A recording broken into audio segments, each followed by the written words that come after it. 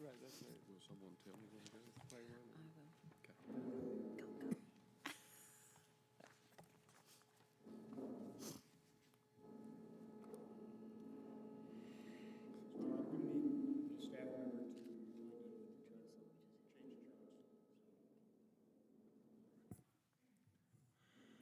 Well, good morning and welcome. I first want to thank all the participants. As I just said when I was in front of the table here, many of these individuals have a very difficult time traveling. So truly appreciate the fact that they made that effort. As Bree and Maddie and Stephanie are well aware of, telling the truth in today's cancel culture is not necessarily easy. You can pay a pretty heavy price for it. So I really appreciate everybody participating in this, either personally or via video, their willingness to tell the truth. It's a real shame that we're having to hold this roundtable. Had government officials, the heads of our healthcare agencies, had they been doing their job,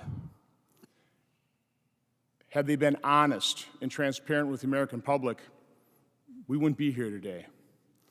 But the very sad fact of the matter is they haven't. We're billing this as a discussion about the vaccine mandates, which is the current policy response to COVID that will rob us of freedom and take an enormous toll on human beings, on our economy.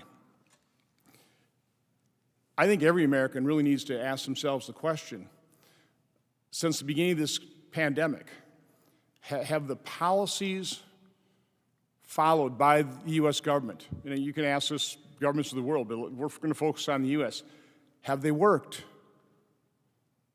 Have the shutdowns worked? Have the mask mandates worked? Have the vaccines and are the vaccine mandates going to work? I'm sure we all hoped and prayed they would have. But the fact is, we have close to 750,000 Americans who it's now reported died with or from COVID. 750,000. In the U.S., we rank 23rd out of more than 200 nations, and that's a bad ranking in terms of number of deaths per 100,000. We are at 220 people per 100,000 died from COVID. Sweden, remember everybody taxed Sweden?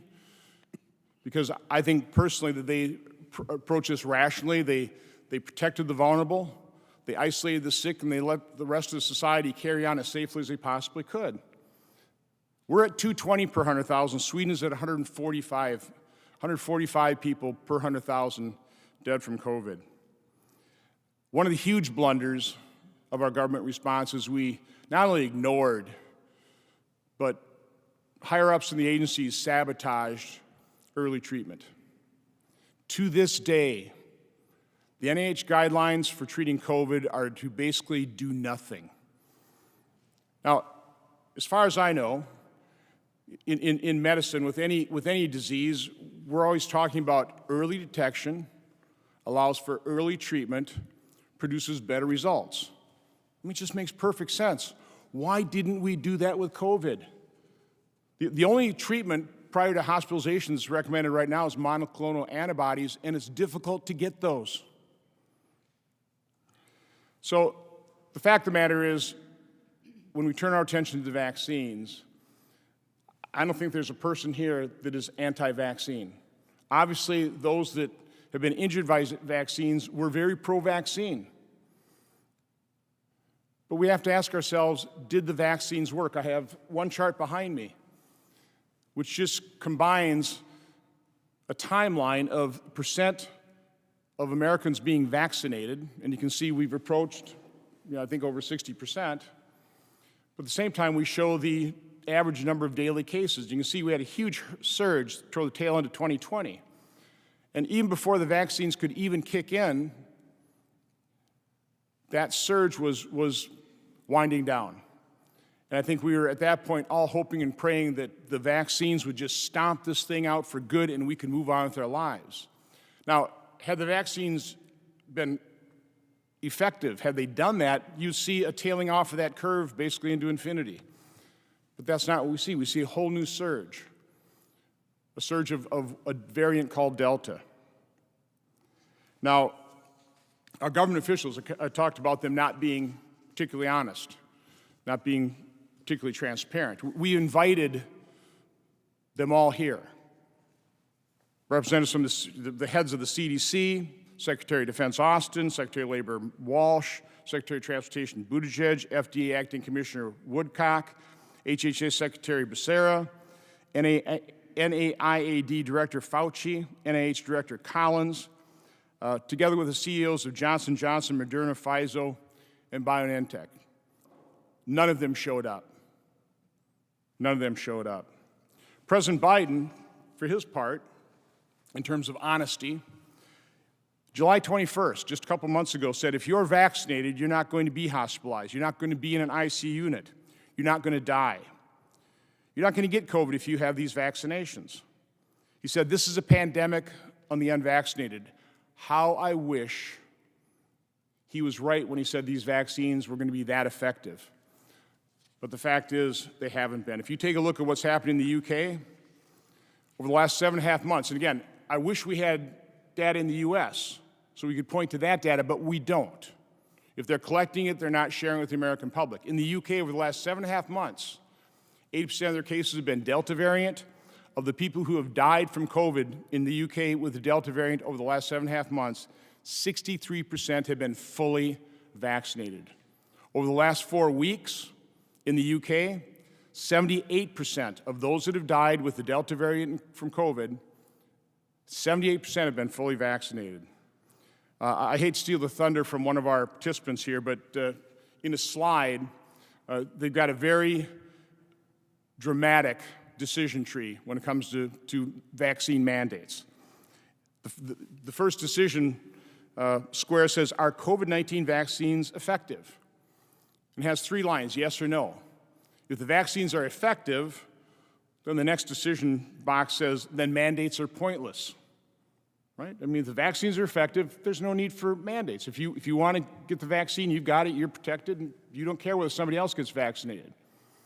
The other decision line, are the vaccines effective? If it's no, then it also points to the exact same box. Then the mandates are pointless.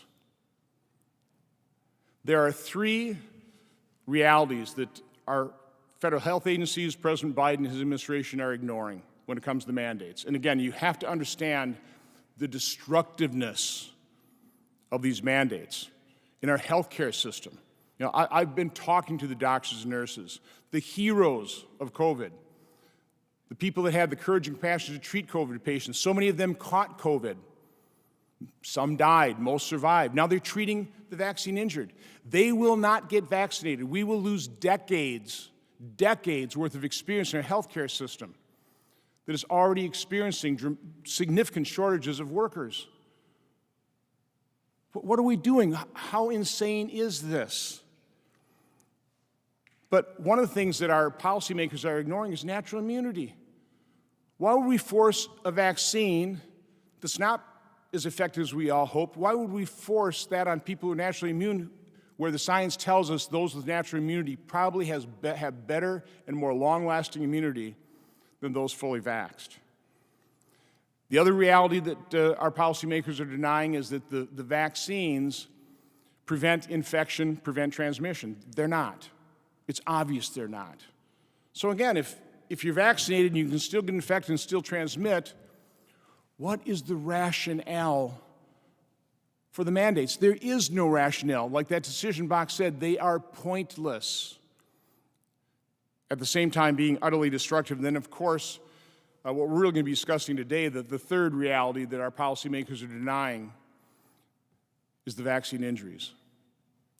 I was introduced to Brianne Dressen in June of this year when I held an event in Milwaukee, just allowing, and Maddie and Stephanie, when I just held an event in Milwaukee to allow a couple, I think 5 vaccine-injured individuals just to tell their story. That's it, just to tell the story. But back then, their main message was, we just want to be seen, we want to be heard, We want to be believed.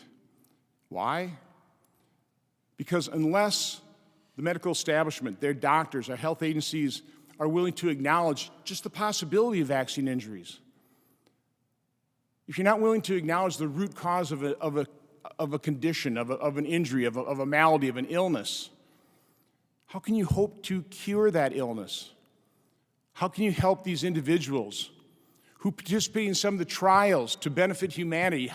How can you help them fully recover if you're not willing to admit that vaccine injuries are real? The final slide I want to put up here is a chart that is laying out the reality of vaccine injuries. Now, this is from the government, the CDC, FDA's own safety early warning surveillance system, one that they touted in October. Man, they were going to pay attention to this. If they see a vaccine injury that even results in a couple of lost days' work, they're going to have somebody from the CDC on the phone following up that vaccine-injured person. You're going to hear from the vaccine injured on this panel today that is so far from the truth, so far from the reality. But if you just compare the adverse events for the standard flu vaccine versus COVID, you can see that there's something happening here, something that needs to be acknowledged, something that the Walensky's and the Fauci's and the Woodcocks, that President Biden ought to be concerned about. And so if you look over the last 25 3/4 years with the flu vaccine, on average, there have been 7,596 adverse events per year. In 10 months with the COVID vaccine, we're up to 837,595. This is a chart from last week. These are update numbers. On average, the number of deaths reported on VAERS for the flu vaccine is 78 per year, 78. The updated figures today are 17,619. That is 225 times the number of deaths in just a 10-month period versus an annual figure for the flu vaccine. These vaccine injuries are real. And as the individual Green Bay Packers star Ken Ruckers, who introduced me to Bree and her group, as he stated in that meeting in June, vaccine injuries are rare and mild until one happens to you or your loved one.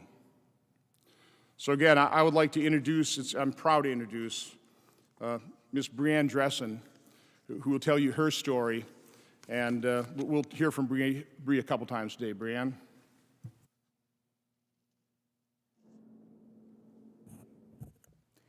Thank you, Senator Johnson, and it is truly an honor to be able to sit here with you and for you to, it's just been incredible to see how you've dedicated yourself, you know, against all the odds and the pressure to back away from the truth and to silence us like everybody else. And so we really, really appreciate you being willing to stand with us and fight with us.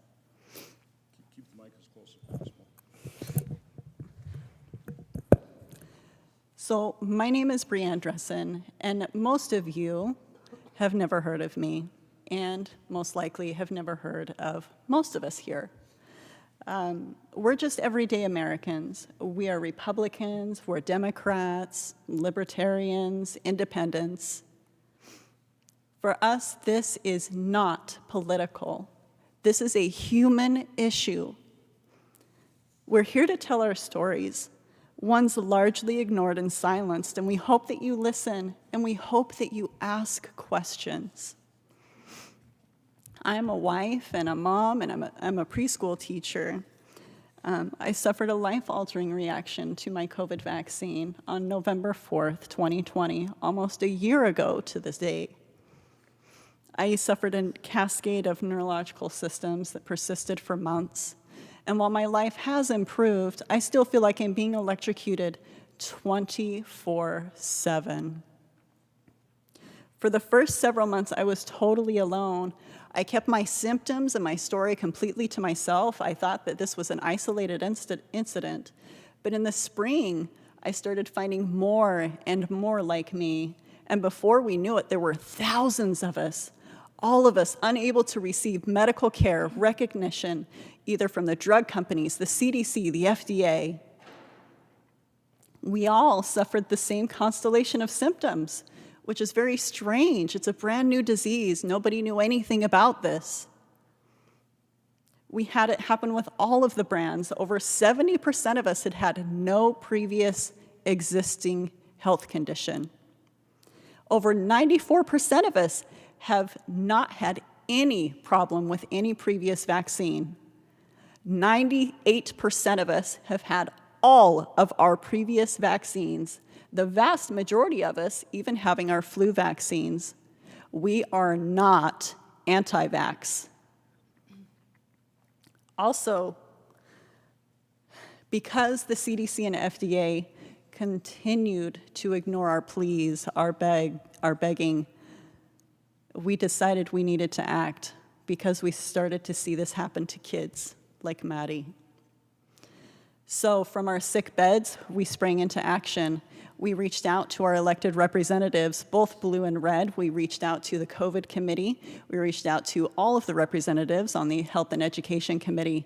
If you have an elected representative in your state, they have heard from us. We also have been to the NIH. I myself was one of those lucky few to be able to go. We participated in studies across the country with very well-accomplished academics from reputable research institutions. None of them can get their research published. They go journal after journal after journal, being turned down one after the next after the next. We then reached out to the media, being repeatedly told that we can't make the vaccines look bad. We reached out to our major health organizations like the AMA.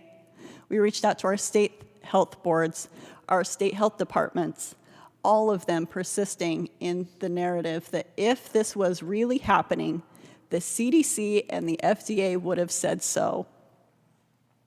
We are completely on our own. All we have is each other. We've been branded as anti-vax. Misinformation. 24 hours after Senator Johnson hosted our last conference, we had our Facebook support groups pulled apart. I lost contact with 8 actively suicidal people, just like that. So, after months of isolation, aggressive suppression, we began to connect with others, compassionate and concerned citizens, academics, physicians. They see the harms and they see what is happening to the injured and the lack of transparency in the race to vaccinate the world. We need the CDC to acknowledge us. A very simple act would change everything for the sick and suffering. We also need to just begin the conversation. This will lead to real healing for the injured, for appropriate and objective review of the science, to establish an environment for open dialogue, so ultimately we will be able to make rational and fully informed policies and decisions. Thank you so much for your time. I'm going to turn the time over to Dr. Wastila. So, Bree, let me just quick, I'll introduce Dr. Wasilla and also Dr. Doshi. 2 colleagues, Dr. Wastila will be the person that introduces everybody else on the panel, but Dr. Wastila is professor and Park Davis Chair of Geriatric Pharmacotherapy in the University of Maryland, Baltimore School of Pharmacy. Dr. Peter Doshi is the Associate Professor of Pharmaceutical Health Services Research at the University of Maryland School of Pharmacy and the editor at BMJ. So again, Dr. Wastila will be introducing the rest of the panel members today. Dr. Wastila. Good morning, everyone. Oops, drop close to the mic. Okay. I'm usually a podium hugger anyways. Good morning, everyone, and really appreciate you, Senator Johnson, for hosting us today. And I really want to thank all of our speakers, especially the vaccine injured, because you are showing us your vulnerability and your courage, and you inspire me at least. My name is Linda Wastella. I'm a professor. I'm trained in pharmacy, public health, and health policy. I teach and conduct research at the University of Maryland School of Pharmacy, and my views are my own. Before I tell you a little bit about myself and then how the very credentialed scientists and clinicians came together, I want to describe the format for today. You are going to hear testimonies from two kinds of people. You're going to hear from the experts, the clinicians, the scientists, the lawyers, the patient advocates. And more importantly, you're going to hear from the vaccine injured. You're going to hear very powerful testimonies about their experiences. I would characterize myself. Okay, thank you. Okay, closer. I would characterize myself as a successful mainstream researcher. I have a 30-year career. I have tenure, I've won awards, I've gotten big grants, I've published in big journals. I've devoted my professional life to using research to understand and improve access to pharmaceuticals to better the health of the populations, especially those vulnerable populations. Speaking today is profoundly uncomfortable for me. I prefer the quieter life of an academic. I'm not a media personality, and opposing public health policies is not something I ever imagined myself doing. But here I am, all because of a single announcement this past spring mandating all students, staff, and faculty at my school system, to get vaccinated before returning to campus this fall. The announcement chilled me on a personal level, as the mandate impacted not only myself, but my two college kids, one of whom has a lot of medical conditions. It also concerned me on a professional level. How can a university system mandate an as yet unapproved product whose potential harms were still being studied? I reached out to colleagues, discovered I was not alone. This past June, a group of us, scientists, clinicians, and advocates, we filed a citizen petition to the Food and Drug Administration to express our concerns about the rapid mass rollout of vaccines, which were not yet approved. We dubbed ourselves CALM, the Coalition Advocating for Adequately Licensed Medicines. In our petition, we didn't ask the Food and Drug Administration to pull the vaccines from the market. Rather, we outlined open questions about them that must be answered before granting vaccines full approval.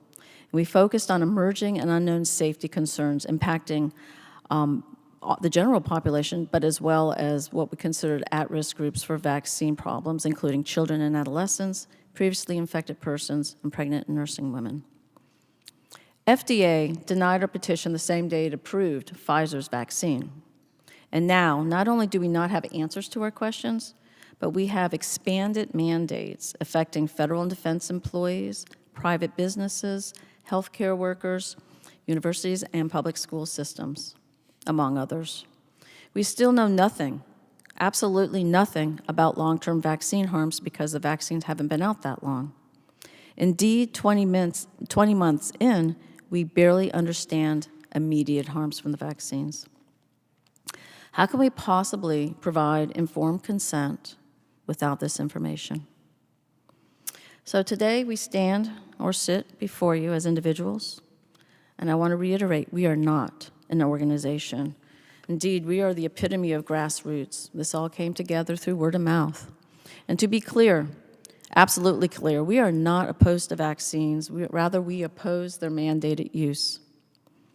We are citizens who have done our civic duty, but when we experience serious adverse effects, we're left high and dry by FDA, CDC, the NIH, and medical professionals. We are scientists alarmed by the toxic environment in academia and scientific publishing.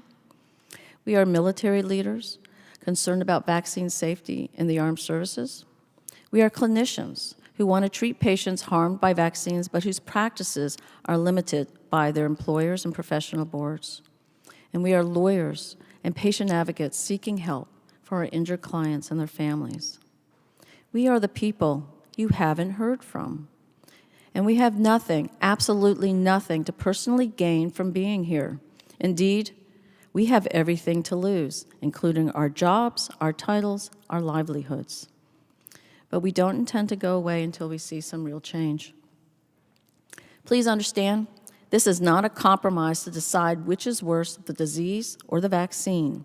Such a premise is myopic and ignores the people who serve the public's health and now require care they've yet to receive. I hope, we can all agree adverse events that disable and kill are not acceptable outcomes. I do believe we can do both. Provide vaccination, access to those who choose to be vaccinated, and we can assess the safety of these products in a rigorous and thorough fashion in order to provide safer treatments and protocols. Today, let's forget the tribes. Let's forget left versus right, red versus blue, politically correct versus politically incorrect. Let's forget vaxxed versus unvaxxed. We just ask that you listen. We aim to challenge the perspectives and things you believe to be true. In turn, we ask for you to challenge us. Thank you.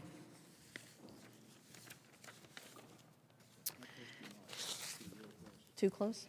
No, you were. We're close. Perfect, okay. Everybody have the mic literally within about 2 inches of your mouth. I'm also your MC for the day, and I'll be introducing individuals, our next speakers, in groups.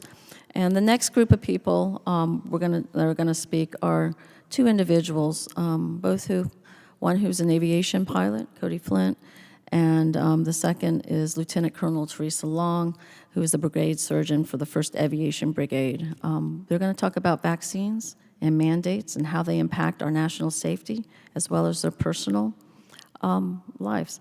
And I will then, and then we'll have another group of people. So thank you. Cody? Good morning, and thank you, Senator Johnson, for this opportunity. My name is Cody Flint. I am a 33-year-old husband and a father of 2 young boys. I'm an agricultural pilot by profession with over 10,000 total flight hours. I have been very healthy my whole life with no underlying conditions. I received my first dose of the Pfizer COVID vaccine on February 1st. Within 30 minutes, I developed a severe stabbing headache that later became a burning sensation in the back of my neck. 2 days after vaccination, I got in my airplane to do a job that would take only a few hours.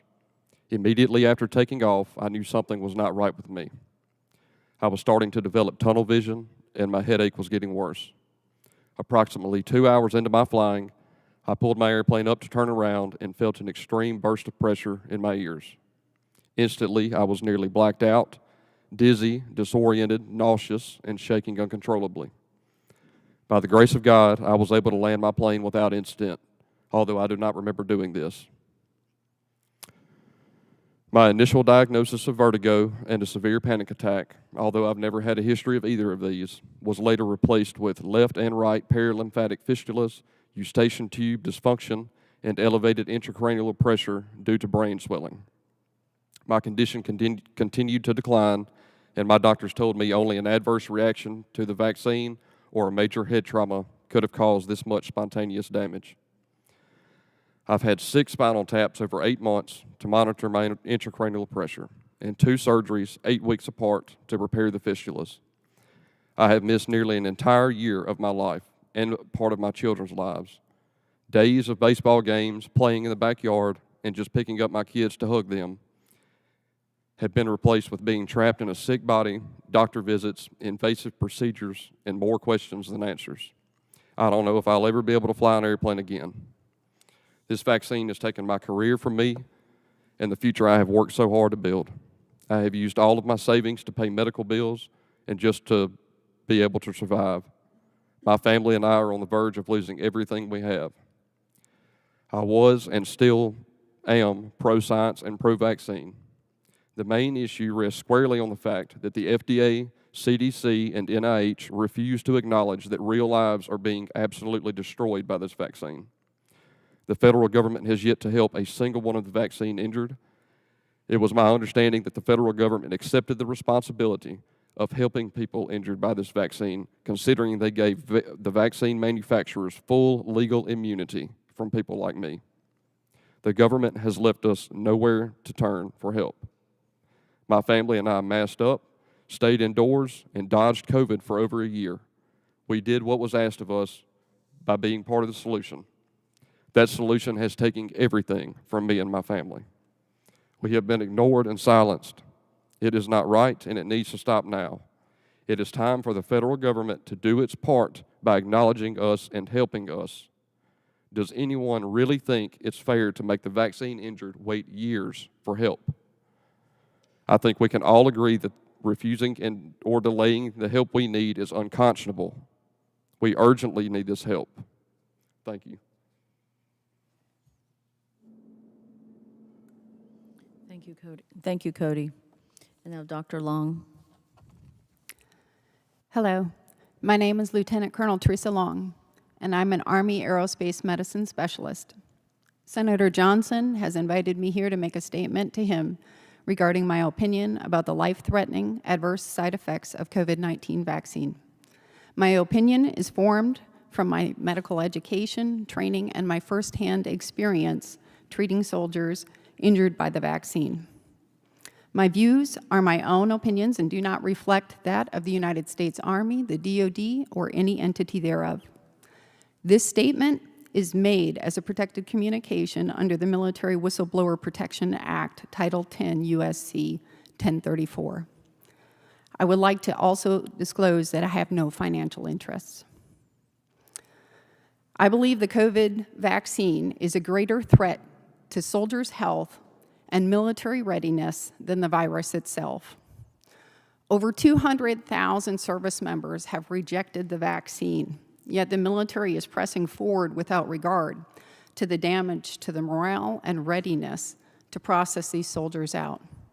We have never lost 200,000 soldiers on the battlefield in a few months.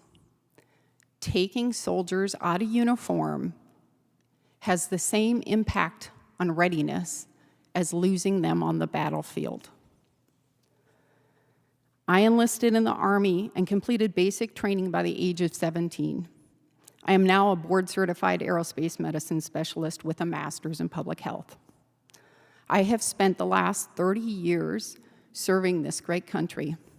I have gone from an almost homeless teenager on welfare to a lieutenant colonel physician in the United States Army.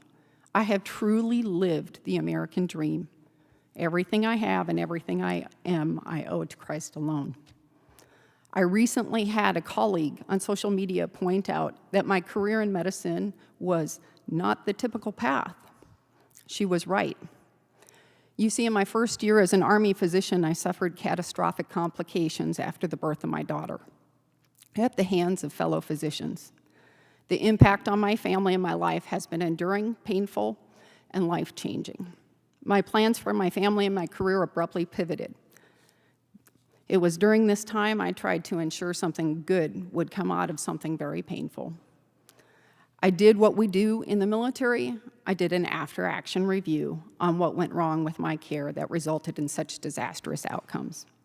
I attempted to engage all involved and start a dialogue for change. You see, you will not change something if you will not acknowledge it's broken.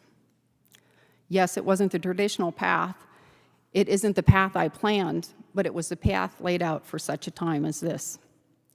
In 2018, I had the privilege of attending the Aviation Safety Officer course and mishap investigation training. The course director asked me on the first day, "Why would a doctor waste time in this course? What are you hoping to get out of this?" I responded, "Sir, we crash 3 Boeing 747s packed full of patients every day in medicine from medical errors, and I'm here to bring aviation safety to military medicine. Yes, across this country, 444,000 patients die every year from medical errors. Last May, I attended the Senior Preventative Medicine Leadership course for the Army. When we're given an opportunity to ask the senior leaders questions, I simply asked, "So we skipped 2 years of phase 2 trials and 3 years of phase 3 trials. We only lost 12 active duty soldiers to COVID. Yet we're going to risk the health of the entire fighting force on a vaccine we only had 2 months of safety data on? The response was, "You're damn right, Colonel, and you're going to get every soldier you can to take the vaccine so I can get enough data points to determine if the vaccine is safe." Our service members are national treasures. They have stared down bullets, been blown up by IEDs and bombs. They have endured thankless and protracted wars, missing the birth of their children. They bore the burden no matter the cost. They did so without respect to political party or narrative. These are warriors, not lab rats. They deserve the best medical care. At the onset of the vaccine rollout, I had a colleague who took the vaccine to protect her elderly parents.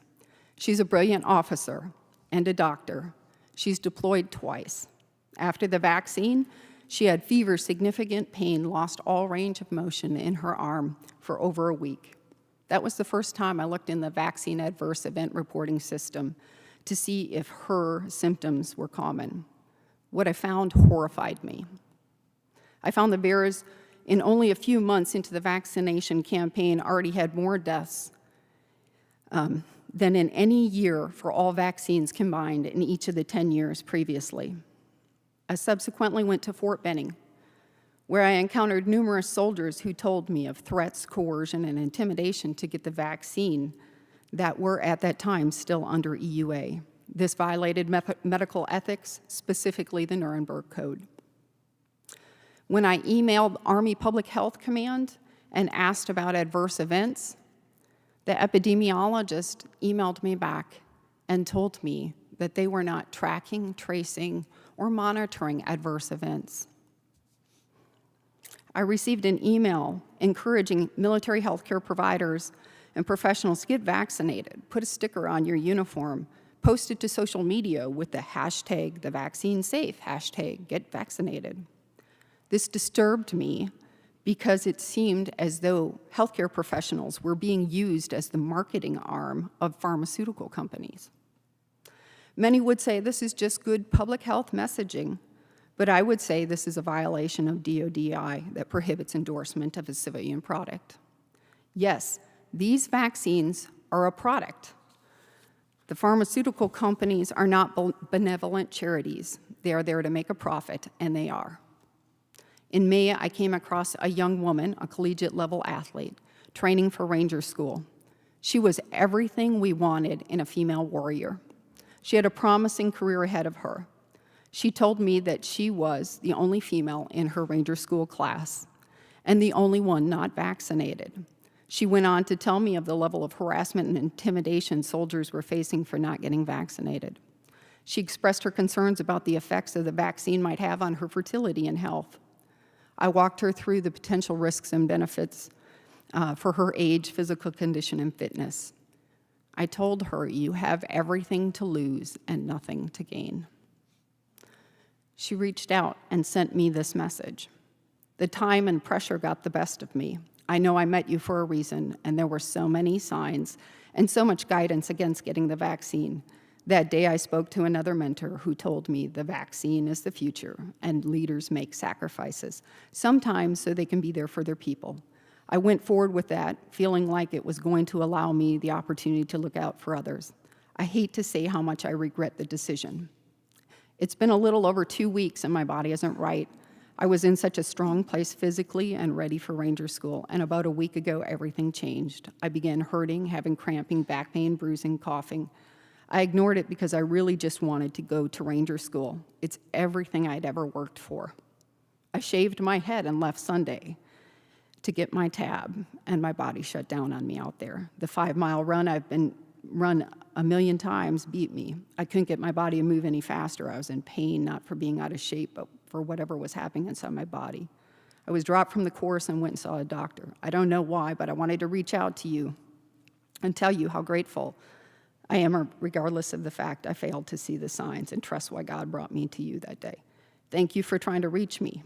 Thank you for caring about my health more than my job.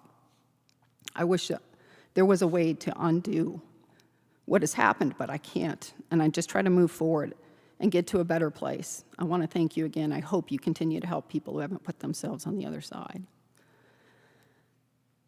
Hearing her disastrous side effects was like looking in the mirror. I saw a promising young officer at the beginning of her military career knocked off her trajectory. It was later on that I reached out to Dr. McCullough, who invited me to be a group of hundreds of doctors, scientists, and mathematicians from around the world looking at early treatment and vaccine safety. One of the things that this female's story highlighted the most for me was that women had unique considerations than men and postmenopausal women. Women in their childbearing potential have all the eggs they'll ever have from conception until menopause. Their exposure to various chemicals, toxins, drugs, and x-rays can not only affect their health, but that of their children and their ability to have children. I did my research. I found 8 out of 10 drugs pulled off the market disproportionately harmed females. Doctors across the country should have been humbled when medical schools taught them the lessons learned from drugs like thalidomide and DES. DES was a synthetic estrogen given to women without problem. They had children, but the daughters of mothers who took DES got to be about 18 to 20 years old, and they developed rare genital cancers and infertility at an alarming rate.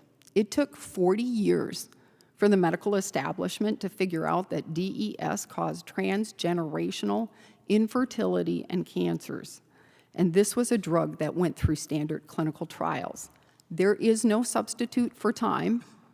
You can throw money at things, you can cut regulations, but there is no substitute for time. In June of 2021, the CDC announced that they were holding an emergency meeting to discuss higher than expected myocarditis in 16 to 24-year-olds. Despite this announcement, the military did not even pause their vaccination efforts. Why? I made numerous efforts to get senior medical leaders to, at the very least, inform soldiers of the risk. Leadership ignored my concerns. This is very troubling for many reasons. You can't have informed consent if you don't tell your patients of the risks and benefits of a treatment or procedure. With respect to aviation safety, risk communication is critical. I saw 5 patients in clinic, 2 of which presented with chest pain, days to weeks after vaccination, and were subsequently diagnosed with pericarditis and worked up to rule out myocarditis. The 3rd pilot had been vaccinated and felt like he was drunk, chronically fatigued within 24 hours after vaccination. The pilot told me he didn't know what to do, so he drank a lot of coffee to try and, quote, wake himself up, and continued to fly until he realized it wasn't going away. After I reported to my command my concerns that in one morning I had to ground 3 out of 3 pilots due to vaccine injuries, the next day my patients were canceled, my charts were pulled for review, and I was told that I would not be seeing acute patients anymore, just healthy pilots there for their flight physical. There's a concept of the 10th man, the loyal dissenter.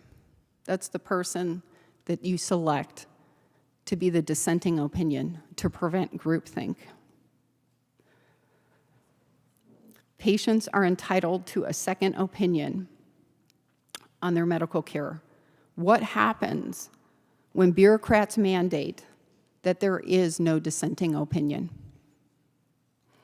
In the military, flight surgeons can only make recommendations as to if a pilot is fit to fly or should be grounded. Ultimately, it is the commander taking on the risk and makes the final call to accept or reject a flight surgeon's recommendations. Fellow Americans, you are the ones taking on the risk. My recommendations are that Dr. Fauci and the members of the FDA and NIH are unfit to fly this plane. They need to be grounded. Before COVID, I told you medical errors killed the equivalent of 3 Boeing 747s packed full of patients every day. Medicine is not perfect. Doctors are not perfect. This vaccine is not perfect. Yet we are mandating every single American get on board a single aircraft piloted by bureaucrats and administrators who are unfit to fly the aircraft. They need to be grounded. These are not leaders. These are administrators faithfully implementing policies. There is one narrative, that the vaccines are safe and effective, but neither are true.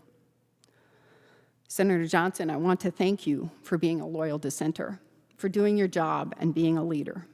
I hope the American people do not let fear, division, and threats guide your actions. Seek wisdom, pursue truth, and put your trust in the Lord. Hold the line.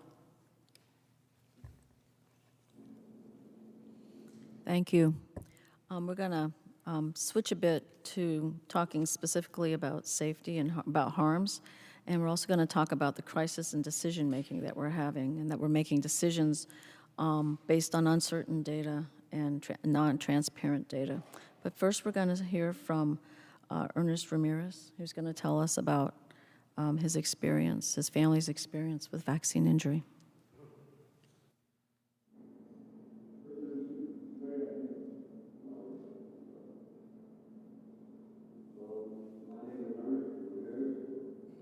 It'll work? Yeah. I'm from Edinburgh, Texas.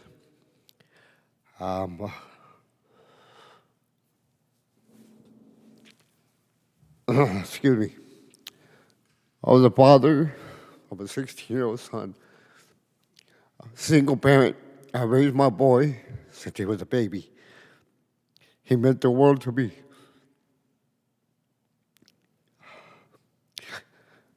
I got the vaccine to protect my son. And after in March, April, they're announcing how it was safe for teenagers. Me and my son have never been apart. We're always together. He was my best friend. I always told him it was me and you against the world.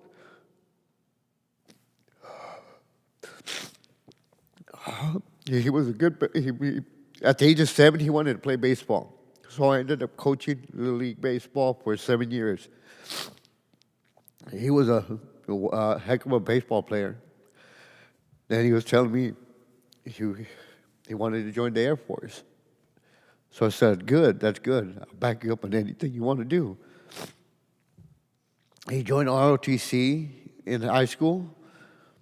He was always full of smiles. Anybody that knew my son would see he was happy. I wasn't rich, but I gave him everything he wanted. We didn't lack for anything.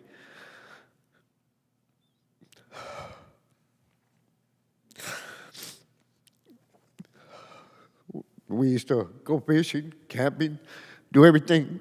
We got the Pfizer vaccine because I thought it was to protect him. I thought it was the right thing to do. It was like playing Russian roulette. My government lied to me. They said it was safe.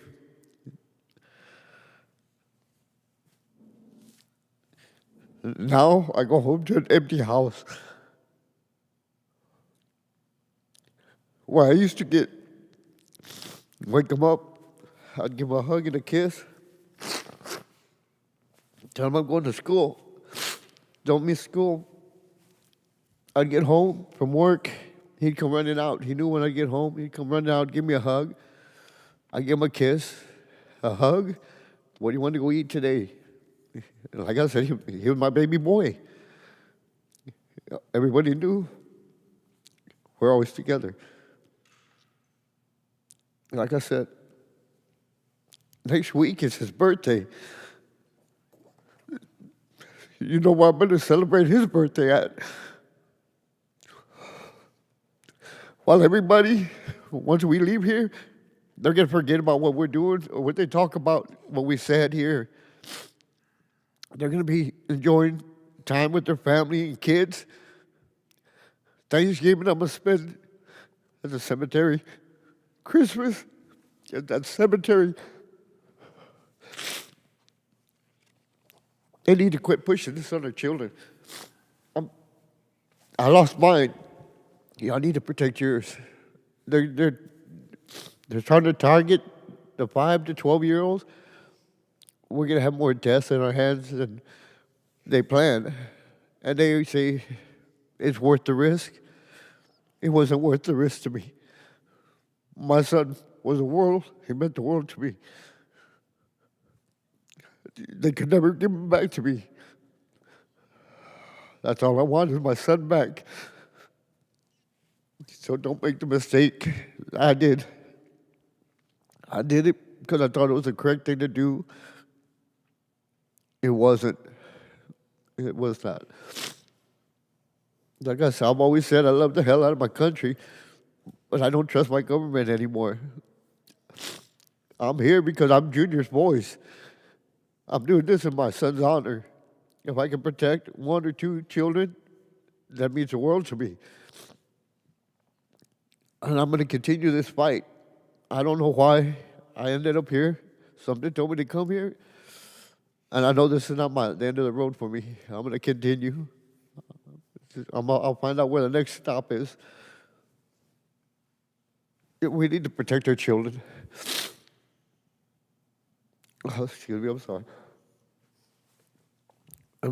Mr. Johnson, thank you. I really appreciate you talking to me and helping everybody, not just me, everybody, every one of us that's going through this deal. I mean, like I said, what they did to my son, they knew what was happening. I consider that murder. Because in December 17th, 2020, they did a study, and they knew they caused heart conditions in teenagers. Why wasn't this information released until October 1st this year? If we would have known this, my son would be here with me. So I figured, like I said, they murdered my son. And the other people that are suffering, these kids, with all these side effects, that's child abuse right there. I mean, why isn't something being done? I mean, this should be pushed. We don't let anybody hurt our children. We put our lives in front of our children. Why are they doing this to our kids, man? Like I said, I have nothing else to lose. I mean, everybody needs to stand up with me. We all need to fight together. At least do better tests to make sure we're not going to hurt any more children. I'm sorry, thank you.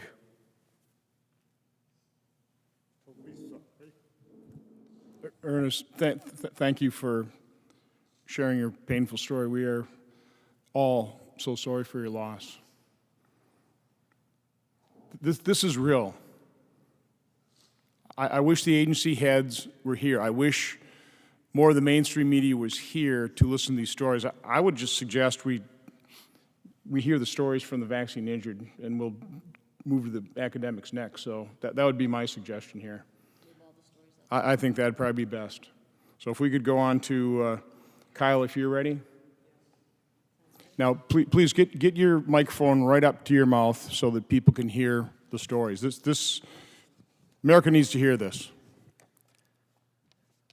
Well, first of all, for anyone who is just maybe catching it right now, I hope that you go back and listen to Ernest's story, because what he went through is something that no parent ever wants to experience and no one should ever experience.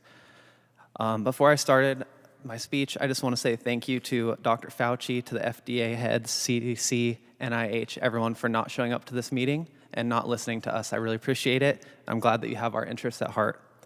This message is kind of for you. It's a message on how what's happening has broke my heart literally and figuratively with our country. My name is Kyle Warner. I'm a 29-year-old professional mountain bike racer and 3-time national champion. For most of my life, I have focused on being as healthy and positive as possible and inspiring other people to do the same. Growing up without much money and with a household that was broken, family battling drug abuse, prescription drug abuse, and addiction, I never really felt like I belonged to much of anything. However, I spent each morning before school with my hand over my heart, pledging allegiance to the flag. Thousands of times I spoke these words: one nation, under God, indivisible, with liberty and justice for all. Being a part of this country inspired me to chase my dreams and granted me the freedom to do so. This spring, when the current administration was urging young, healthy Americans to get vaccinated to help end this war on the pandemic, I stepped up. I wanted to serve the greater good. I wanted to help fight this war, not because I was afraid of COVID, but because my country asked me to. You told me, this vaccine is safe and effective, period. And I believed you. This time, I ended up with my hand on my heart for a different reason. In June, I joined the rapidly growing number of young men who develop pericarditis post-mRNA vaccine. That is the inflammation of the liner surrounding the heart. That condition, along with POTS and reactive arthritis, have completely brought an end to life as I knew it. I have been bedridden, unable to work, and unable to exercise for months. I fear that my career has officially been ended. Listening to these stories today and looking at the VAERS database, it is easy to see that we have a serious problem arising. But you guys already know this. The real question is whether or not you will stand up to your favorite pharmaceutical lobbyist in defense of the American people you are supposed to serve. We were told we were fighting a war against the pandemic, and the question in the air is, will you leave your troops behind yet again? I'm not asking you to end the vaccine program by any means. All I'm asking is for some transparency and acknowledgement of what is happening, so that we as a country can have an honest discussion of the risks. I believe where there is risk, there must be choice. And without acknowledging that people are being seriously injured and dying, we are doing a great disservice to the American people. It is estimated that Moderna and Pfizer will make around $60 billion in revenue this year from COVID-19 vaccines. And with the rollout of boosters and mandates, it seems like much of that is destined to be recurring revenue.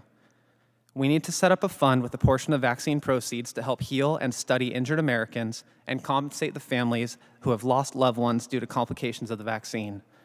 This is the first ever mass administration of mRNA vaccines, and the drug companies need to compensate us if they are going to be testing on us.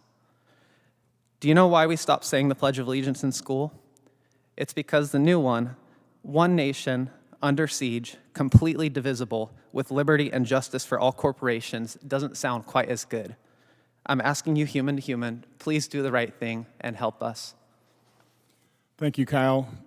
Doug Cameron, as a farm operations manager from Idaho, permanently paralyzed following vaccination. Doug? My name is Douglas Cameron.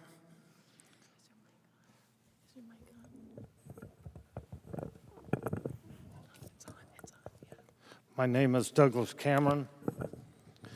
Prior to April 5th, 2021, I was a very healthy, physically active, 64-year-old when I received the Johnson & Johnson COVID vaccine at my workplace.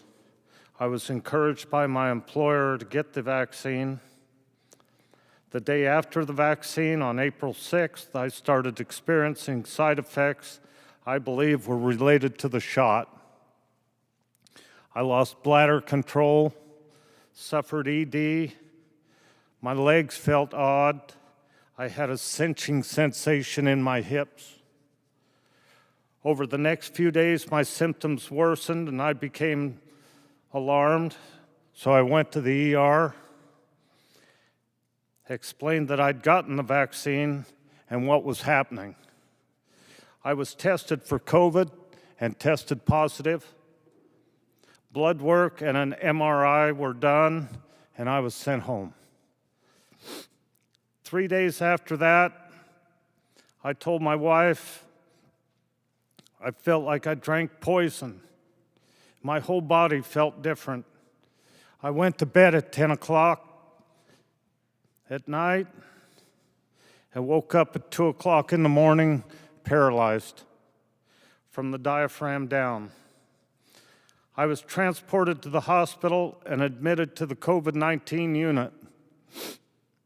Took several days to figure out what was happening.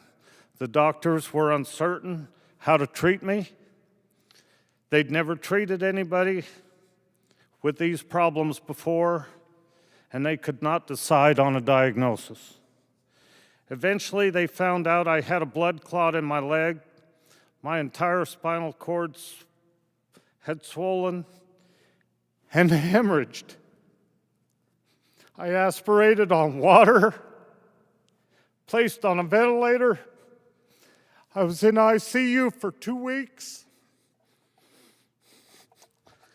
I was worried, concerned. My wife panicked about my condition. My life as I knew it was gone.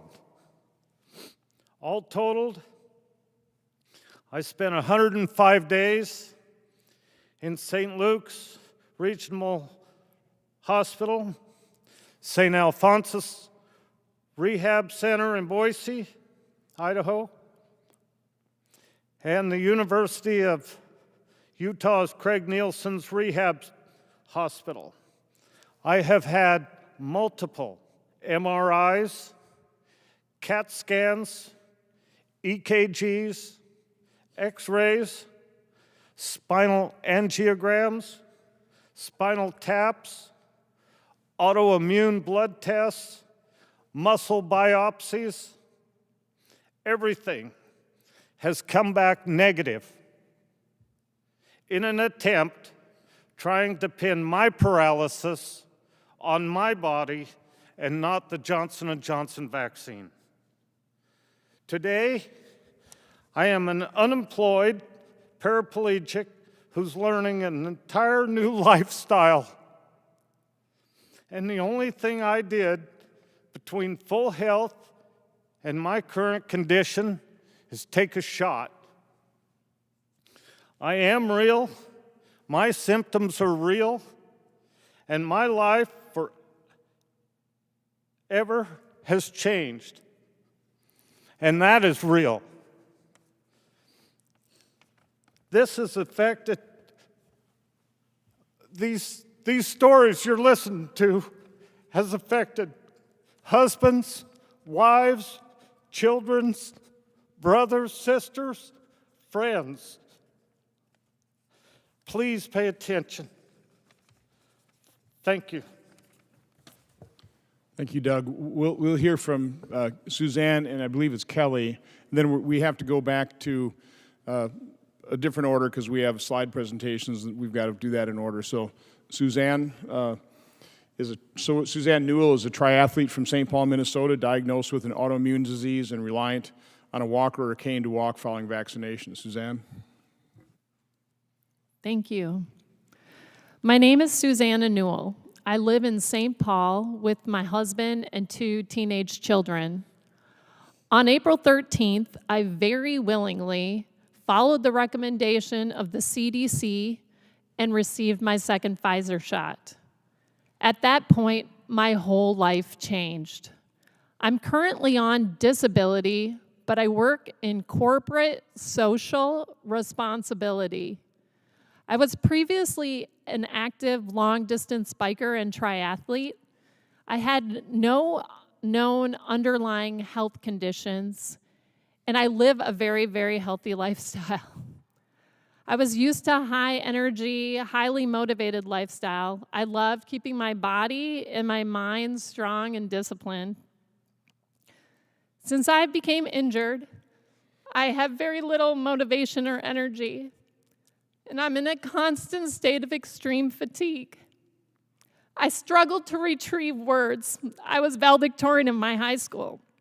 And to remember things, I can't concentrate or focus, and my brain is in constant fog. And I'm aimlessly wandering through my brain, and it's torture. I developed a rash on my forehead. I constantly have loud ringing in my ears. My once strong body aches constantly. I have no relief for the pain in my joints, except for acupuncture. It's like I aged 40 years overnight. I'm intermittently dizzy, my vision is blurry, my right pupil is not dilating properly, my right leg has extreme burning pain, and I also get muscle spasms and twitches, and I have internal vibrations. I am now a frequent flyer at the doctor with very few answers and many, many painful tests. I see a neurologist, rheumatologist, cardiologist, gynecologist, neuro-ophthalmologist, and physical therapist, among others. Most doctors are overworked, and they're unaware that this condition is even possible. So each visit, I have to fight to be believed and not written off as anxious. After 2 nights in the hospital at the Mayo Clinic, and several follow-up appointments, my Mayo Clinic rheumatologist told me there is no plan B, So I guess this is a arrivederci. For those of you that don't know, that's Italian for saying goodbye. I'm Italian. I would think they would be most interested in my case. It's been more than 6 months and most symptoms are worse, not better. I've been diagnosed with small fiber neuropathy and an autoimmune disease. But getting to these diagnoses was a struggle. Again, as this is a relatively new and unheard of in the medical community, I have a strong support network and a savings account that I can lean on. However, I'm concerned about those who don't. This is not a pandemic of the unvaccinated. This is a pandemic of trauma. We're unnecessarily traumatized due to our cases being overlooked, misdiagnosed, and hidden. We aren't being believed, and our faith in media and the government is faltering. We are now being mandated to do something to our bodies that we know can cause problems. We think at a minimum the public has the right to know this is a possibility before they make their choice to be vaccinated. Mandates will not stop COVID. It will just continue the divide and cause feelings of anxiety. People will naturally fight, flight, or freeze when they feel threatened. I wasn't afraid of the shot when I received it. I was excited to do my part for my country. But where is my country for me now that I'm injured? I would recommend that instead of what is currently being done, that there's a safety net for the vaccine injured. It needs to be established immediately. We also need to protect our children with transparency of the true medical impacts of the vaccine. There needs to be accountability as well for those who stand to profit from keeping these injuries hidden like Big Pharma. Thank you very much for supporting the vaccine injured and allowing us this platform to talk to those who are willing to listen. I just hope the rest of the world opens their ears soon. Thank you. Thank you, Suzanne, for your story. We are changing the order a little bit, so can we now run the Dr. Kaplan video? Is that possible? We'll do that next, then followed by Dr. Peter Doshi, then Dr. David Healy, and then Dr. Wastila. Good morning. I'm Bob Kaplan. I'm a distinguished professor emeritus at the UCLA Schools of Public Health and Medicine. I'm also a former NIH Associate Director and a former Chief Science Officer at the Agency for Healthcare Research and Quality. After retiring twice, I'm back at work as a faculty member at Stanford University. I want to say that I support vaccines, and I've been vaccinated myself, but I do have concerns about research integrity and the process used to authorize, approve, and mandate vaccines during this emergency. Let me outline some of my concerns. First, we are often told, trust the science, because after all, scientists all agree, right? Well, do they? In practice, scientists rarely agree. In fact, advancement in science depends on colleagues challenging the prevailing wisdom. For example, leading authorities have reported that the vaccines dramatically reduce deaths from COVID-19, yet inspection of the data from the Moderna and the Pfizer clinical trials show that death rates are identical among those randomly assigned to the vaccines or to placebos. We need to better understand how and why interpretations of the evidence differ. To be fair, scientists are divided in what constitutes evidence. Hospitalizations and deaths do appear to be higher among the unvaccinated. Yet, in most systematic reviews, this observation would not be accepted as causal evidence. FDA typically requires results from clinical trials that randomly assign people to vaccine or placebo, and differences between people who accept or shun the vaccine can serve as alternate explanations for infections and deaths. On average, vaccine refusers and acceptors differ in education, political conservatism, income, and potential home and workplace exposures to the virus.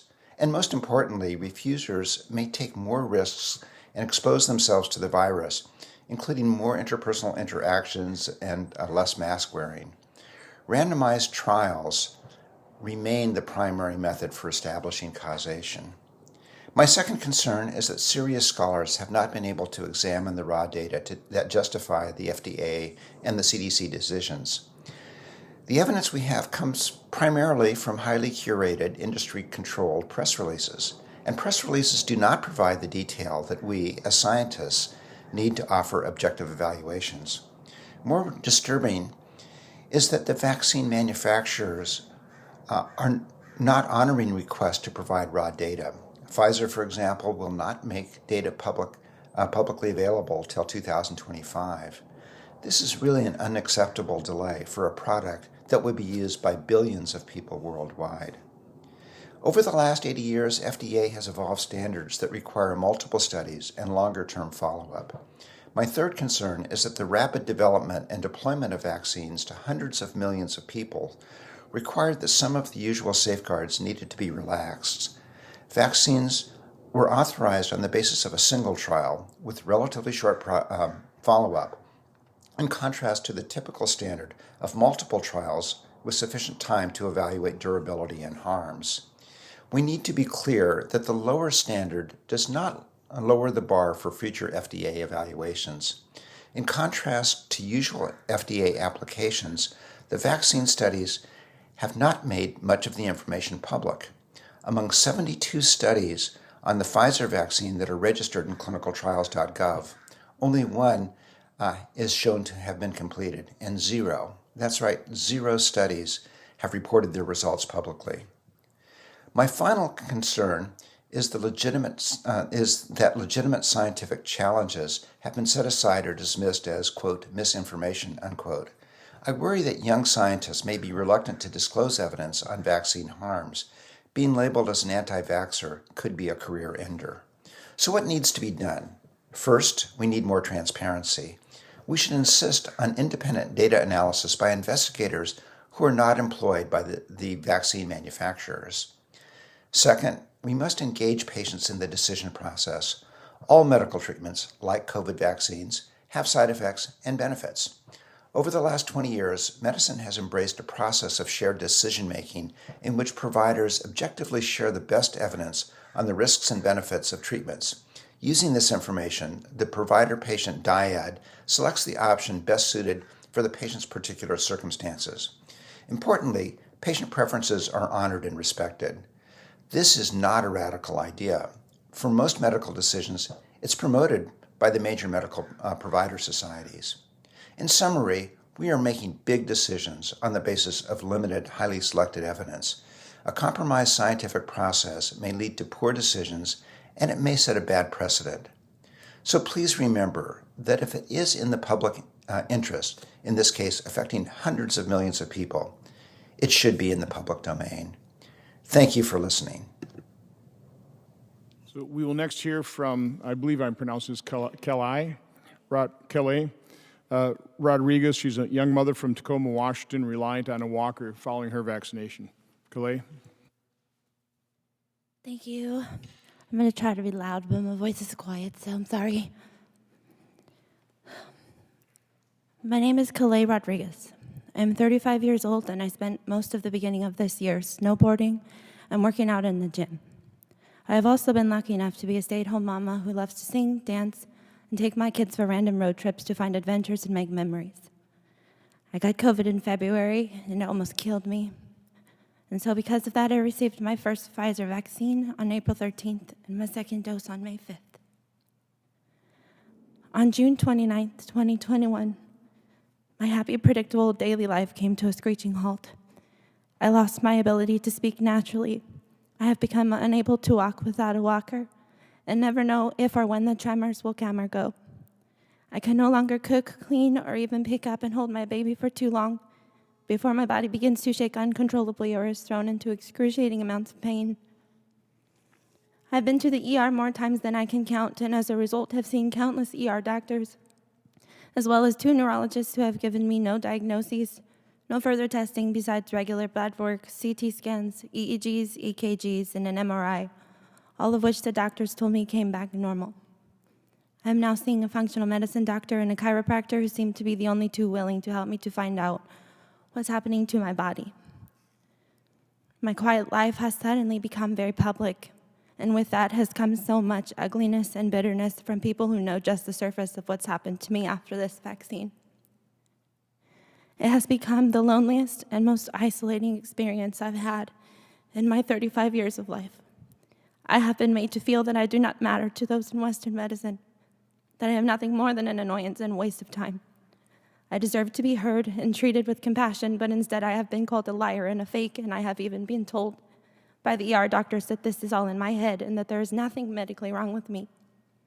To the point where they called a social worker to have me evaluated and tried to have me committed to Western State Mental Health Hospital. My life has been turned upside down, but I will continue to push forward and fight for the same medical rights and treatment as those who are not in my current position. It's time to stop allowing doctors and nurses to treat us with such disgust and demand they be held accountable for their incompassionate treatment of COVID vaccine-injured people, and demand they stop ignoring and dismissing what's happening to thousands of us around the world. This is my story, and I will not stop sharing until every single one of us has a diagnosis and a treatment plan in place. Our lives matter too. My life matters too. To my kids, my husband, my family. I am loved and important. Maybe not to you, but my life doesn't matter less because some do not agree with me. I'm hoping to share my story in an effort to give others going through what I'm going through a voice, and to show them that they don't have to be afraid. So for everyone suffering, for everyone being pushed, guilted, and frightened into taking this thing or not taking this thing, I see you, I hear you, I believe you, I love you, I am you. I see you, I see your fear and hurt and your confusion and your sorrow. I hear you, I hear all of your words crashing into disagreement, and I still hear all of you. I believe you, I believe you're terrified. I believe something happened to you or someone you loved after doing your part. On the other hand, I also believe this virus has some of you so freaked out that you cannot understand why some people won't just do their parts. I love you. I love all of you because that is the only thing that is going to get through this. Love. And maybe it sounds silly, so maybe it's not for you, but love is the only weapon powerful enough to destroy the ugliness in this chaos we call our world. I am you. I did my part. I got the vaccine. I got mine because I wanted to protect myself and my family. I did it because I wanted to help others like me whose bodies aren't strong enough to fight this virus. Ultimately, I did it because I was terrified that I would catch COVID again and die. I'm scared and sad and hurting too. I am you, and I just want someone to keep me here too. I just want someone to help me too. We're human. We make mistakes and we fix them. That's how we become better.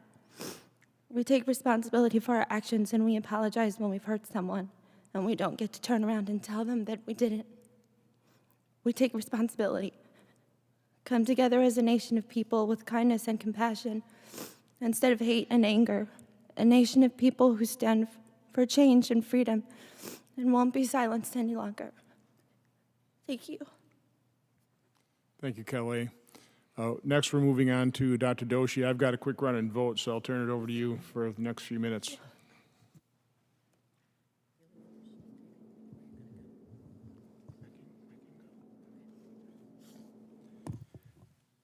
Thank you, Senator, for hosting all of us.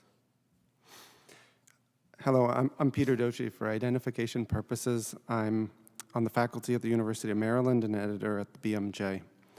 I have no relevant conflicts of interest, and my comments today are my own. In pharmacy school, I teach a required course on how to critically appraise the medical literature. We train students on how to go beyond a study abstract and start to pick apart and critically assess biomedical studies, not just take them at face value. I want to use my 5 minutes here to harness that spirit of critical thinking. I'm saddened that we are supersaturated as a society right now in the attitude of everybody knows that has shut down intellectual curiosity and led to self-censorship. So let me start with a few everybody knows examples that I'm not sure we should be so certain about. Everybody knows that this is a pandemic of the unvaccinated. But if hospitalizations and deaths were almost exclusively occurring in the unvaccinated, why would booster shots be necessary? Or why would the statistics be so different in the UK where most COVID hospitalizations and deaths are among the fully vaccinated, as Senator Johnson said. There's a disconnect there. There's something to be curious about. There's something not adding up, and we should all be asking, is it true that this is a pandemic of the unvaccinated? What does that even mean? Next slide, please. Then there's this. Everybody knows that COVID vaccines save lives. In fact, we've known this from early 2021. The clinical trials proved that to be the case, as you can see here in the quote of a February article in the Journal of the American Medical Association. But is it true? When that statement by prominent public health officials was penned, there had been just one death across the 70,000 Pfizer and Moderna trial participants. Today we have more data, and you can see that there were similar numbers of deaths in the vaccine and placebo groups. The trials did not show a reduction in death. Even for COVID deaths, as opposed to other causes, the evidence is flimsy, with just 2 deaths in the placebo group versus 1 in the vaccine group. My point is not that I know the truth about what the vaccine can and cannot do. My point is that those who claimed the trials showed the vaccines were highly effective in saving lives were wrong. The trials did not demonstrate this. Next slide, please. Now let's talk about anti-vaxxers. Everybody knows you should discount what anti-vaxxers have to say. But what does the term mean? The Merriam-Webster dictionary defines it as, quote, a person who opposes the use of vaccines or regulations mandating vaccination. The first part of the definition, I expected. The second part stunned me. There are entire countries from the United Kingdom to Japan which do not mandate childhood vaccines. Both achieve high levels of vaccination, just not through regulations mandating vaccines. There are no mandates there, and I would wager that a large minority, perhaps a majority, of the world's population meets the definition here of an anti-vaxxer. Another definition worth checking is vaccine. Next slide, please. I am one of the academics that argues that these mRNA products, which everybody calls vaccines, are qualitatively different than standard vaccines. And so I found it fascinating to learn that Merriam-Webster changed its definition of vaccine early this year. mRNA products did not meet the definition of vaccine that has been in place for 15 years at Merriam-Webster, but the definition was expanded such that mRNA products are now vaccines. I highlight this to ask a question. How would you feel about mandating COVID vaccines if we didn't call them vaccines? What if these injections were called drugs instead? So here's the scenario. We have this drug, and we have evidence that it doesn't prevent infection, nor does it stop viral transmission. But the drug is understood to reduce your risk of becoming very sick and dying of COVID. Would you take a dose of this drug every 6 months or so for possibly the rest of your life? If that's what it took for the drug to stay effective? Would you not just take this drug yourself, but support regulations mandating that everybody else around you take this drug? Or would you say, hold on a sec. Maybe you'd say that if that's all the drug does, why not use a normal medicine instead? The kind we take when we're sick and want to get better. And why would you mandate it? The point is, just because we call it a vaccine doesn't mean we should assume these new products are just like all other childhood vaccines which get mandated. Each product is a different product, and if people are okay with mandating something simply because it's a vaccine and we mandate other vaccines, so why shouldn't we mandate this? I think it's time to inject some critical thinking into that conversation, and that is what I hope we're doing today. Thank you.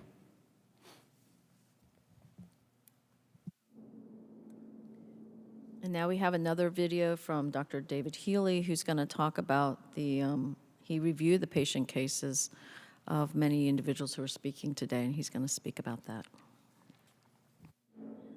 Hello, I'm David Healy, and I'm a doctor who treats patients and also deals with the adverse effects of treatment, and I've dealt with thousands of cases.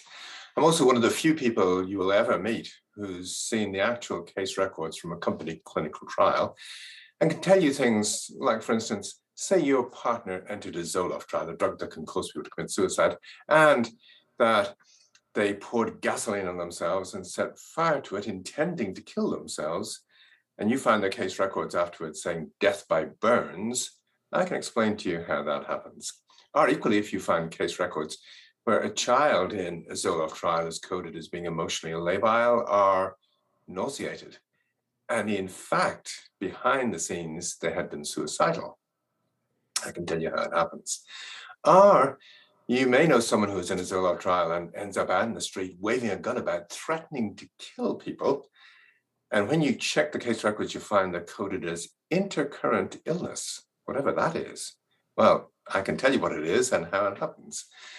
I can also tell you how Pfizer, 10 years before Zoloft gets launched, can recognize that it can cause people to become aggressive and potentially homicidal. But yet, when people on Zoloft kill others and the drug has likely caused them to do so, no one recognizes this or gets to hear about it at all. Now, it's not just companies, academics and the media, and probably everyone in this hall, including the regulators if they were here, can be pretty good at coming up with fanciful explanations for why we seem to have problems on a drug. Do we really know that thalidomide caused babies not to have arms and legs develop properly?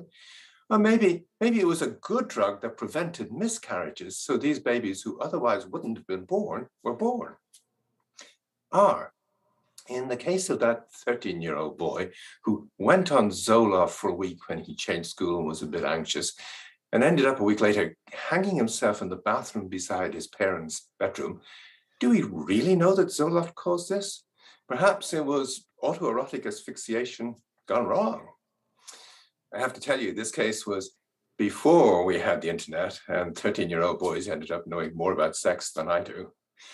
But the point I'm coming back to is this, that the job of a doctor and a journalist and people here in the hall is to work out what's the most plausible story. Is it the one you're hearing from the person right in front of you, as you will be hearing and have heard today, or else is it the fanciful explanations that Pfizer and FDA and other people are quite capable of coming up with? That's the key scientific mission that we all have. And I've listened to all the people that you're going to hear today, listen to their stories. And in my opinion, the stories that you will hear are more plausible than the fanciful explanations you might also hear. Thank you.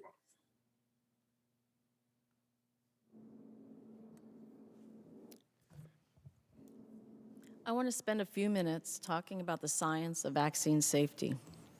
Unless you're dealing with an inert substance, every product has side effects, and the COVID-19 vaccines are no exception. Sadly, the public discourse on the safety of these vaccines has been oversimplified by sound bites that sum up a complicated area in a single word: safe.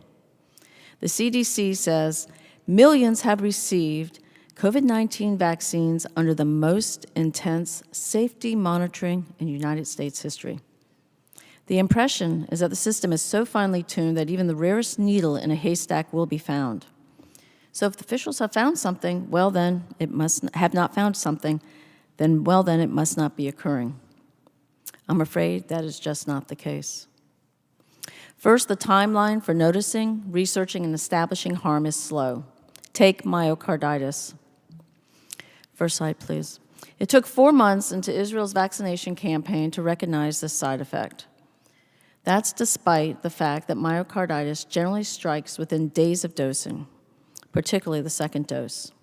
So people were experiencing these side effects for months before officials acknowledged the vaccine as cause. This delay in detecting, researching, and acknowledging side effects is normal, and it is devastating. The patients at this meeting today know that devastation firsthand. But it's also devastating because unless you recognize harms soon after they occur, you can't use that knowledge to prevent harm in the next person about to get the vaccine.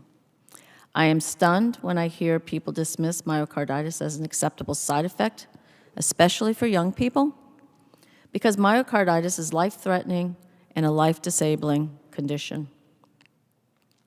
In the United States, still looking for that slide. It's coming? It won't show. Okay, that's fine. In the United States, 10,304 myocarditis reports have been logged in VAERS. Of these, more than 20% occurred in those aged 12 to 32. If you contend myocarditis risk is not serious, consider this. VAERS underreporting is a serious issue, with estimates that only 1 to 10% of all serious vaccine adverse events that occur are actually reported. And consider this. We have moved on to boosters despite data suggesting myocarditis risk increases as dose increase. This is confirmed with the data from VAERS, which is a slide I wanted. Oh, there it is. Go back. Yay. That is with VAERS. If this is what myocarditis looks like after 2 doses, what will myocarditis look after 3 or 4 or 5, or potentially a lifetime of mRNA shots? Remember, we don't know the long-term prognosis of vaccine-induced myocarditis, whether heart damage is permanent. Why don't we know? Time. We haven't studied the problem long enough. It takes time to discern problems and time to fully understand them. Mass vaccination of brand new products deprives you of that precious time. Now the next slide. Let's talk about deaths. The ultimate signal. As of October 25th, VAERS logged over 9,000 US-based reports of deaths after vaccination. Globally, it exceeds 17,000 reported into the VAERS system. How can any thinking person not look at these data and ask, just what on earth is going on? Critics rightly note that VAERS doesn't allow causality between exposure and outcome. Indeed, VAERS only provides signals, important signals, a need to further investigate. Regarding VAERS reported deaths, CDC's webpage states, a review of available clinical information, including death certificates, autopsy, and medical records, has not established a causal link to COVID-19 vaccines. I want to know, where are these medical charts and autopsy report reviews? Have they been published or posted on CDC or FDA websites? Have they been presented at the VRPAC and APEC meetings? Next slide. Indeed, formal request to CDC for information on follow-up of serious VAERS events confirmed the lack of procedure to collect autopsy, medical records, or death certificate data, or any other data related to deaths reported in VAERS. Our process contrasts with Norway's, where the Norwegian Medicines Agency requested an independent review by geriatric specialists of the first 100 deaths that occurred in nursing homes after vaccination. In their thorough review, they found 36% of deaths likely or possibly due to vaccination. This is vital data, but more importantly, this study demonstrates a process which should already be in place and routinely implemented here. But it's not. We are making critical decisions about mass vaccination in vulnerable populations based on little to no data.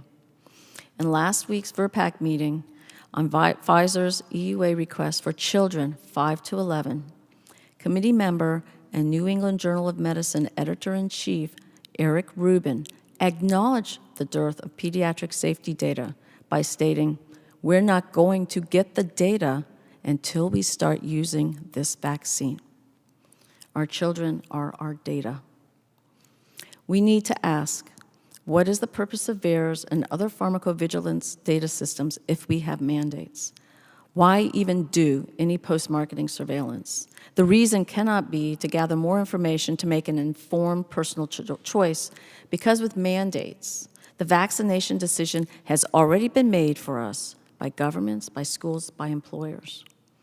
Whether myocarditis occurs in 1 in 500 young people or 1 in 10,000 is moot, because mandates coerce individuals to take the vaccine or lose their educational and employment opportunities and otherwise be shunned by society. Is there a secret threshold for revoking mandates? Who makes this call? What is their decision framework? It's not natural immunity. It's certainly not herd immunity. Who decides what level of risk is acceptable to deny a person's ability to decide for her or himself what goes into his or her body? The entire point of pharmacovigilance is to provide signals that spur thorough study to better inform medical decisions. Mandates and the rushed rollout of these vaccines where individuals cannot make informed decisions because they have already been vaccinated undermine the whole purpose of any vaccine safety system. Thank you. Thank you, Dr. Wastil. I think we're going to go next to the video of Dr. Patrick Whelan, Associate Clinical Professor of Pediatrics in the Division of Rheumatology at UCLA.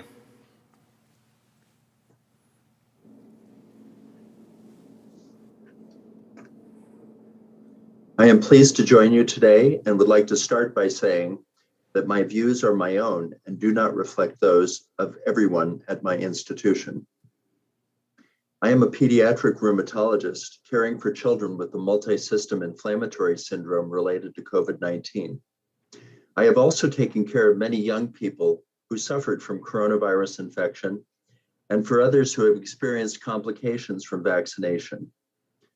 But I have also cared for many adults who were hospitalized with COVID-19, a number of whom died or were permanently incapacitated because of infection with the SARS-CoV-2 virus.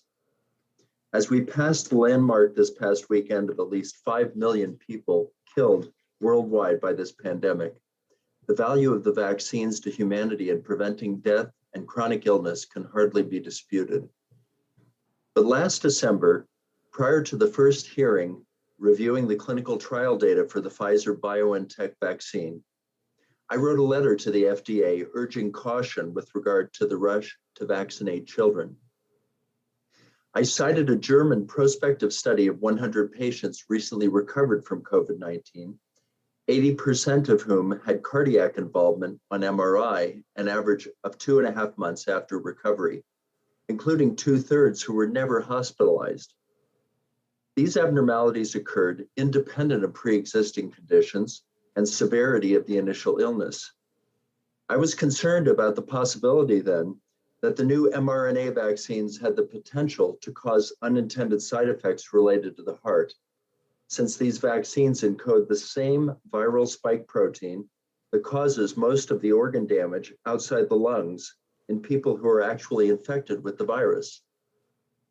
We have a much better understanding now of the role viral spike protein plays in both the primary disease and the complications from vaccination. Infection with this virus starts in the nasopharyngeal epithelial cells, where it replicates and probably spreads through the airways into the lungs.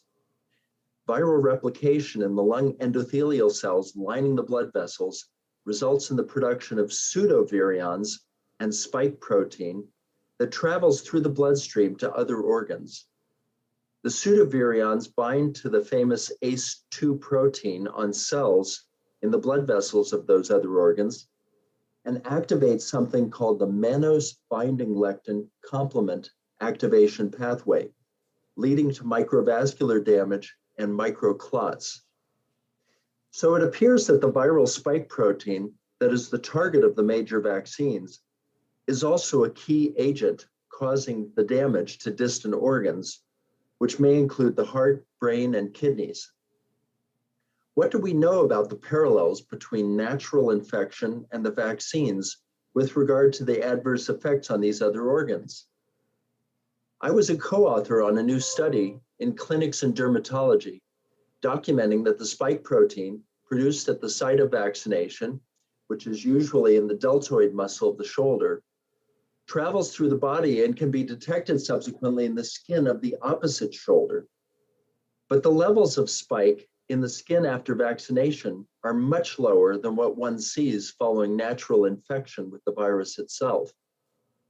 In other words, the spike glycoprotein does have toxic and procoagulant effects, but apparently only when it is expressed at very high levels. In normal skin biopsies from patients with critical COVID, there are significant levels of spike bound to ACE2 in the fat with evidence of systemic complement pathway activation, possibly explaining the association with obesity, especially in children. However, following vaccination, normal skin samples show no evidence of complement pathway activation, and the amount of manufactured spike originating in our muscle cells appears to be minimal.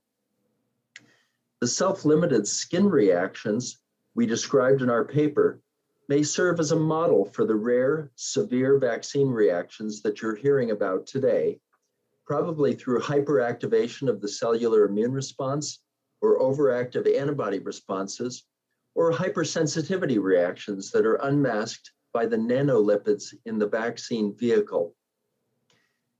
In my letter to the FDA, I had worried last December about the risk of using the spike protein itself as the active principle in these vaccines. Overall, I've been surprised at how well tolerated the vaccines have been in most people, as hundreds of millions have been vaccinated around the world. As we've seen in adults, proving a cause and effect relationship between vaccination and adverse events is enormously difficult, and it will be even harder in young children who have difficulty articulating what symptoms they're experiencing. As we embark today on a vast experiment vaccinating younger children whose immune responses to the virus are very different from those in adults, we should resolve as a community that we will keep an open mind about the kinds of physical and behavioral reactions we will be seeing, and not allow ourselves as caregivers to dismiss the concerns of parents. There simply haven't been enough children studied yet to know for sure. I took care of Jonas Salk, Dr. Jonas Salk, the inventor of the polio vaccine, at the end of his life, and I think he would have urged us to vaccinate widely now against COVID-19, but not to abandon caution when it comes to balancing the risks and the benefits.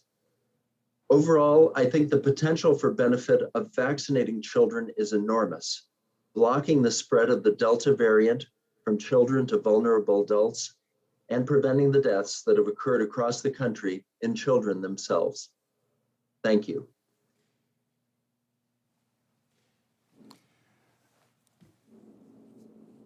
I think next we will go to Dr. Aditi Bhargava. Dr. Bhargava is a professor in the Department of Obstetrics and Gynecology and the Center for Reproductive Sciences at University of California, San Francisco. Dr. Bhargava. Thank you for the invitation. My name is Aditi Bhargava. I'm a professor at UCSF and a molecular biologist with 33 years of research experience. These are my scientific views. COVID-19 vaccines are often compared to polio vaccines. This is apples to orange comparison because RNA and DNA viruses are fundamentally different. DNA viruses mutate at a very slow rate. DNA viruses induce lifelong immunity. After a natural infection with DNA viruses such as the polio or chickenpox, no one needs to be vaccinated or develops the disease in their lifetime. In contrast, RNA viruses mutate frequently and do not induce lifelong immunity, as we have seen with SARS-CoV-2 or flu viruses. One can have influenza multiple times in their lives, vaccines or no vaccines. Flu has not been eradicated, nor is there any talk to eradicate it. There is no herd immunity for flu. It is simply not an achievable goal. Safety issues with vaccines happen despite best of intentions. There are no drugs without side effects. For example, measles and rotavirus vaccines have been recalled due to safety concerns despite stringent clinical trials and years of data. Unlike other drug trials, vaccine trials are different as they are tested on a largely healthy population to prevent infection. Next slide, please. Good vaccines are modeled to mimic natural infection and rely on one's own immune system to produce antibodies and provide protection. Natural immunity is the gold standard. CDC estimates that nearly 43% of the country is already infected with SARS-CoV-2 and thus naturally immune. And that was all before the more transmissible Delta variant took hold. Living in a bubble or sterile conditions is counterproductive to everything we know about strengthening the immune system. It's Immunology 101. To downplay the beneficial and protective powers of our immune system goes against the founding principles of immunology. Several studies about SARS-CoV-2 are validating that knowledge. There is no documented case of a naturally immune person getting reinfected with severe disease or hospitalization, despite the first case reported nearly 2 years ago. In sharp contrast, there are thousands of cases of severe COVID, hospitalization, and deaths in fully vaccinated people. CDC now estimates 90% of the Americans over the age of 16 have antibodies against SARS-CoV-2. But vaccine-induced antibodies are only a small fraction of immune responses. New studies from the British Health Ministry suggest that COVID vaccines might interfere with the ability of our immune system to produce antibodies against other parts of the virus, crucial aspect for developing cross-protection. The spike antibodies are incomplete and cherry-picked stories. Vaccine-induced protection fell to 33 to 42% within 3 months. That is no different than the protection the unvaccinated have. Hence, mandates to prevent spread by using spike antibody levels as gold standard is gross misrepresentation of data. Next slide, please. It should not have taken the Massachusetts breakthrough infection in the summer to discover that fully vaccinated people are just as vulnerable to being infected and transmit SARS-CoV-2 as the unvaccinated. Had the trials been stringent, had the phase 2 and 3 stuck to the protocols of follow-ups, had the regulators enforced manufacturers to study prevention of infection in their clinical trials, this fiasco could have been avoided. Instead, manufacturers configured these trials to study the prevention of mild symptoms and use preclinical models such as the rhesus monkeys in whom the virus does not cause disease. If all we can do is to prevent symptoms and severe disease, we should be talking about drugs to treat COVID, not vaccines and mandates. We lost the opportunity of discovering these major shortcomings by torpedoing the clinical trials when placebo groups were eliminated just 2 months after the second dose. Instead, we are learning through trials and errors on hundreds of millions of people. And we insist on eliminating a very important control group by these vaccine mandates. There is no scientific study or experimental design in which we can learn anything of value without a control group, certainly not about safety and efficacy. Persistent high levels of antibodies often indicate pathology to the body's immune system. That is the basis of autoimmune disease. Hence, boosters' long-term adverse events should be weighed seriously. The notion that we are in an emergency nearly 2 years after the pandemic and that should justify cutting corners or taking shortcuts is simply wrong. Trust in scientific methods is at stake. Next slide, please. Media reports often state that science is clear, but scientific publications do not claim that the science is clear. And as you've heard from various testimonies, real people suffered serious adverse events and perhaps lifelong disabilities due to sloppy trials. I will conclude by asking you, if the vaccines don't prevent infection and transmission, surely mandating person A to protect person B is pointless. But if the vaccines are effective in preventing infection, transmission, decreased symptoms, hospitalization rates, and death, then what do the vaccinated fear? Thank you. Thank you, Dr. Bhargava. Next, we'll have Dr. Retzef Levy. He's the MIT Sloan Faculty Co-Director for Global Operations. Doctor, is it Levy or Levy? Levy. Levy, okay. So thank you, Senator. Thank you, Senator, for hosting us today, and thank you for all the individuals that shared their stories. I'm personally inspired by what you told us today, that we all have to make more effort to have better answers for you. My name is Retzef Levy. I'm a faculty on the MIT from 2006. I have no conflict of interest to declare today, and I'm speaking on my own behalf and not representing MIT's position. My academic research is in the area of advanced analytics, risk management, and safety, and I've been working extensively with health systems and also on manufacturing of biologics in collaborations with pharmaceutical companies and under multiple FDA contracts and awards. I'm an avid believer in modern medicine. Me and my 6 children are fully vaccinated with all the traditional vaccines, including flu vaccines, and I'm personally vaccinated with the Moderna vaccine. I'm not an anti-vaxxer. I'm not a Republican. I'm not a Democrat. I'm just happen to be a scientist that challenge the current narrative that dominates public policy, public health policies around the world, in the US and in Israel. And while it's being called the mainstream narrative, I personally find it very extreme. In fact, I'm quite sure that it will be considered extreme by any fundamental principle that we have about management of global pandemics until 2 years ago.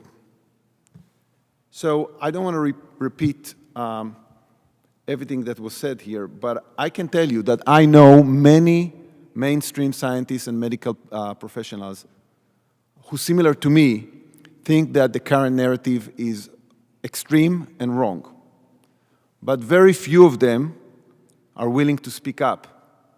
And I'm not sure I can blame them, because any attempt to deviate from the main narrative today is faced with a wall of hostility, rejection, and even elimination from the government, including funding agencies, from public media, and worst of all, from the scientific community itself. And let me just quote a very close colleague at MIT, a member of the National Academy of Engineering. This is one of the most distinguished status that you can have as an academic. He told me something like that, and I quote, "You have to be careful because you can be eliminated." And he told me that in the context of raising concerns about the current main narrative about how to manage the COVID-19 pandemic. And let me give you a few examples that illustrate what I consider to be a problematic state of the scientific work as it relates to COVID-19. Back in April 2021, there were multiple scientific articles that were published based on data from Israel in the most premier academic journals, New England Journal of Medicine and The Lancet. These articles asserted that the Pfizer vaccine provides a well over 90% relative protection against COVID-19 infections. Of course, not showing the data. They were quoted by the media as presumably providing epidemiological support to the narrative of vaccine-induced herd immunity and the related mandates. Now, many experts, me included, knew immediately that there are major flaws in these studies and that the efficacy estimates of the vaccines are likely to be wrong. Many appeals were made to the journals. Most of them were rejected and were not published based on the argument that it's not a priority. Several months later, we all know that these estimates turned out to be very wrong. These vaccines do not prevent infections, or at least they don't do that over a long period of time. In fact, the story is now repeating itself. Several weeks ago, there are 2 additional scientific articles, basically by the same set of authors in the very same journals, now promising us that the booster vaccines that were given in Israel have an efficacy of over 90% in protecting against infections. Let me mention just 2 of the flaws of these studies that can be easily understood by everybody. The first is that all of these studies follow patients for an extremely short period of time. In most of the cases, far less than 2 weeks. One has to ask himself or herself, what does it even mean to follow someone for 2 weeks in order to determine the efficacy of a vaccine? The second problem with these studies is that they do not account for the fact that they do not account for how many tests were conducted on the different populations of patients. When you do that, when you incorporate that into the analysis, you immediately find out that even in the best case scenario, immediately after vaccination, these vaccines do not have an efficacy of over 90%, but something more like 60% efficacy.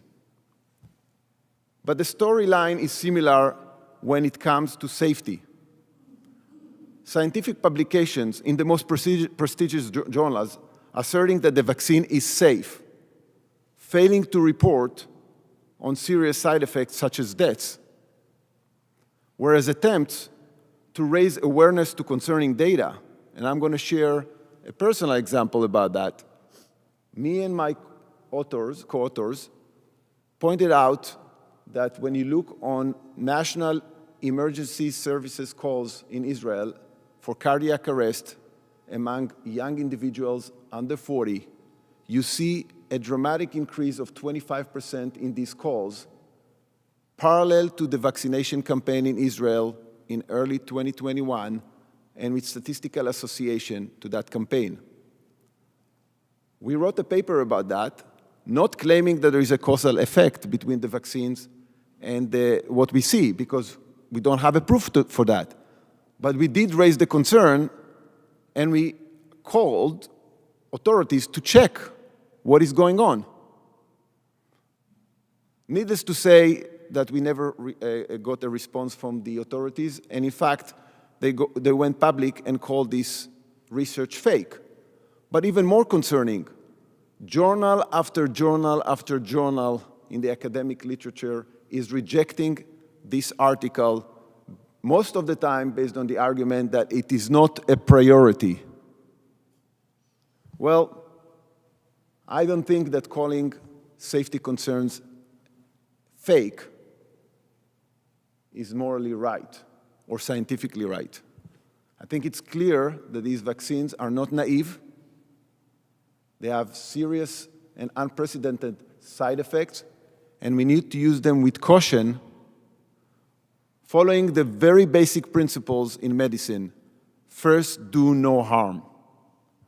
Now, just to clarify, I think that vaccines have a role in the pandemic of protecting the high-risk populations against severe illness and deaths, together with therapeutics, like the senator already mentioned. But I do think that we need to do that when we are sure that we turned over every stone to be able to look at everybody's eyes and say, we did everything we can to know the risks and benefits of these vaccines. The fight of this nasty virus, the fight of this, in this nasty virus requires collective humility, empathy, and having science on our side. I'm very concerned that we lost all of these in the last 18 months. Thank you for your attention. Thank you, Dr. Levy. We're now going to hear from, I guess, 3 individuals, but 2 in reality. These are 3 people that I met in June when we had our event on vaccine injuries. And we're going to start with Stephanie, who is the mom of Maddie DeGarry. Maddie participated in the Pfizer trial for children. When she was 12, she's now 13 years old, vaccine injured. And both Bree and Maddie have tragically and unfortunately been cast aside, ignored, forgotten by the vaccine manufacturers and by our healthcare agencies. So I'm so grateful that Stephanie and Maddie, you could come here. Stephanie, why don't you tell your story?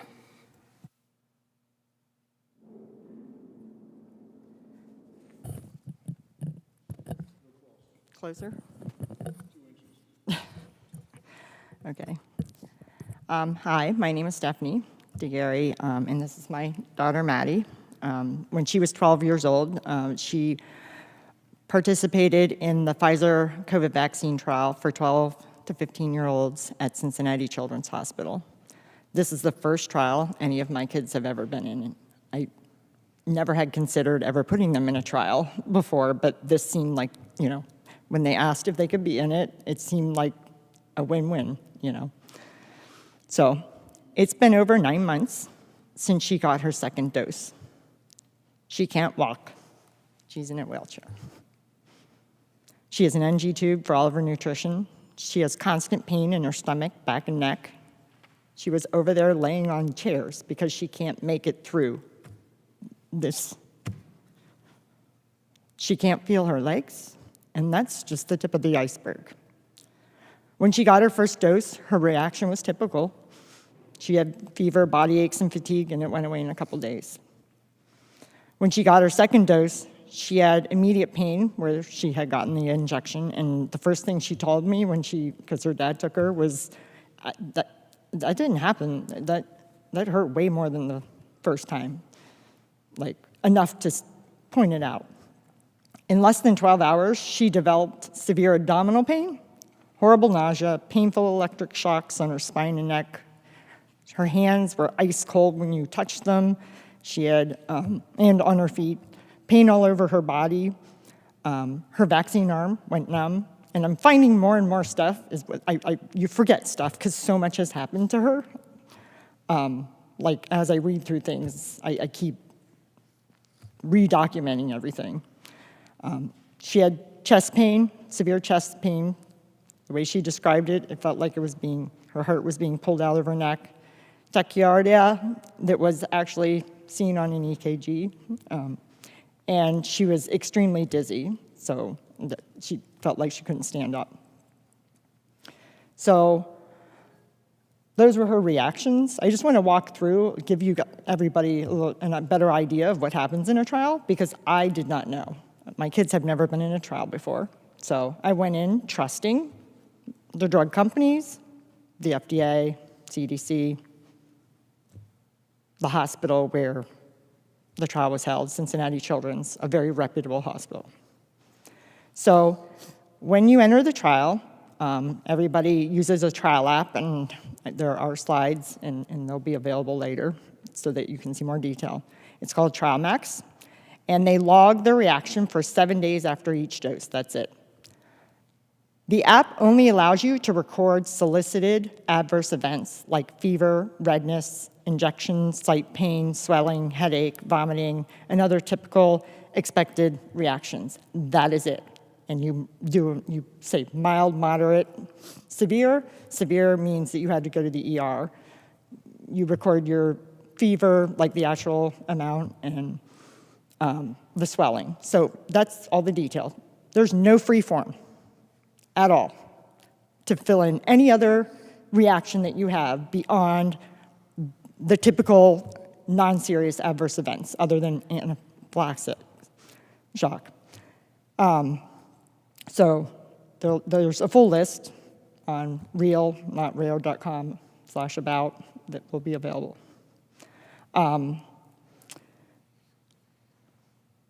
What you have to do if you have any other type of adverse event is you have to call the study doctor or the principal investigator. And that's the only way to record this. There's no way to have any unbiased way of entering it in and documenting it. I'm sorry, I'm going off track. So we did what we were told. We called the study doctor, and they told us to go to Cincinnati Children's ER, where the trial was held, to check for appendicitis. She did not have appendicitis. They couldn't even find her appendix. What made it into the trial record is unclear. And yes, we did ask several times and have it documented.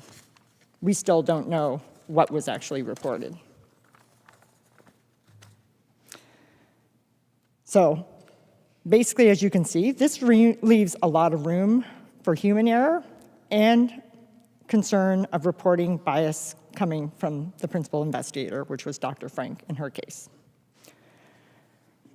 So what was said about Maddie, the next slide, if you go then to the documentation, so the New England Journal of Medicine article about the Pfizer COVID vaccine in adolescents.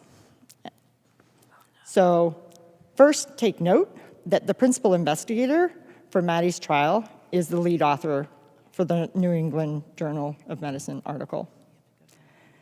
The adverse events section has 308 words.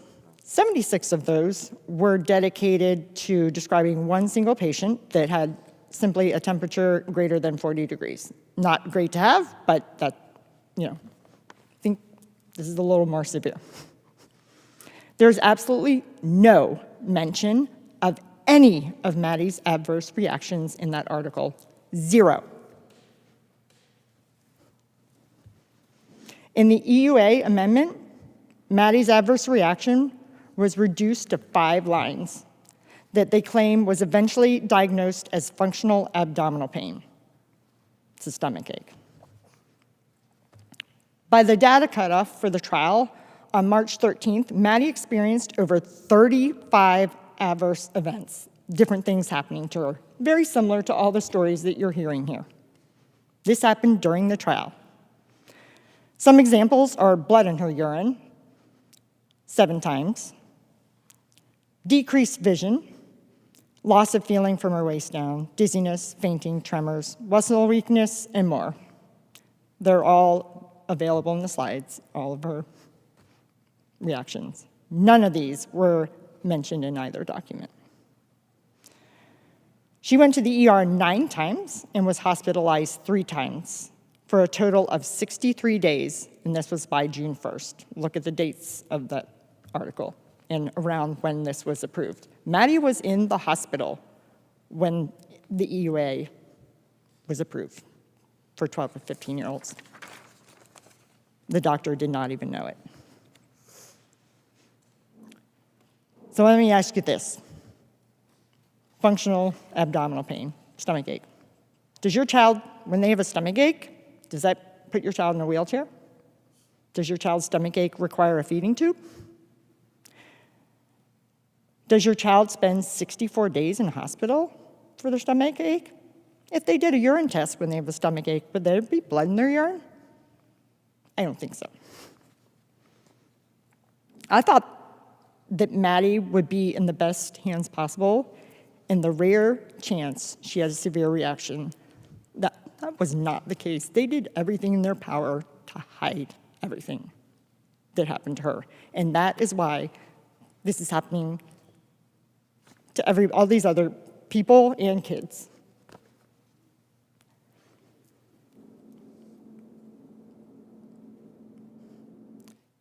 So my question is, you're hearing my story. Maddie was not kicked out of the trial. So she's still in it.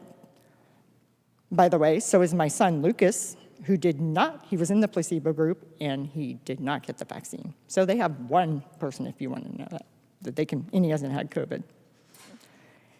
If they minimalize Maddie's reaction to the vaccine like this, I wonder what really happened to those in the clinical trials who had a reaction to the first dose. They never got to have the second dose. That means they're out of the trial. They're disqualified. I wonder what else was hidden in either the Pfizer trial or any of the other ones, because I know there were things hidden. Thank you. Thank you, Stephanie. I've got a quick question. Obviously, we invited the CEO from Pfizer or some representative from Pfizer. Nobody showed up. Because you had the courage to come forward in June, you have had some media attention, not by the mainstream media, but Pfizer has to be aware of you. Have they reached out to you since June? Neither Pfizer, the FDA, or the CDC has ever talked to us or attempted to. We have never heard anything from them, ever. And I did file it in VAERS also. Still didn't hear anything. So that is outrageous. I mean, not only totally cast aside, but I think what you described in your testimony, I would term it as a cover-up. But thank you, Maddie. God bless you. Next, we'll hear from Breanne Dressen. Bree, take it away. So as you know, a year ago, I received my COVID vaccine when I gladly signed up for a clinical trial here in the United States with AstraZeneca. As a participant of a clinical trial, I was constantly reassured that if something were to go wrong, there would be thorough and meticulously developed protocols in place to provide a safety net, that the data would be collected and the benefits as well as the risks would be assessed and disclosed to the public. I never had any issue with any vaccine, so I figured this was going to be a smooth, easy ride. No big deal.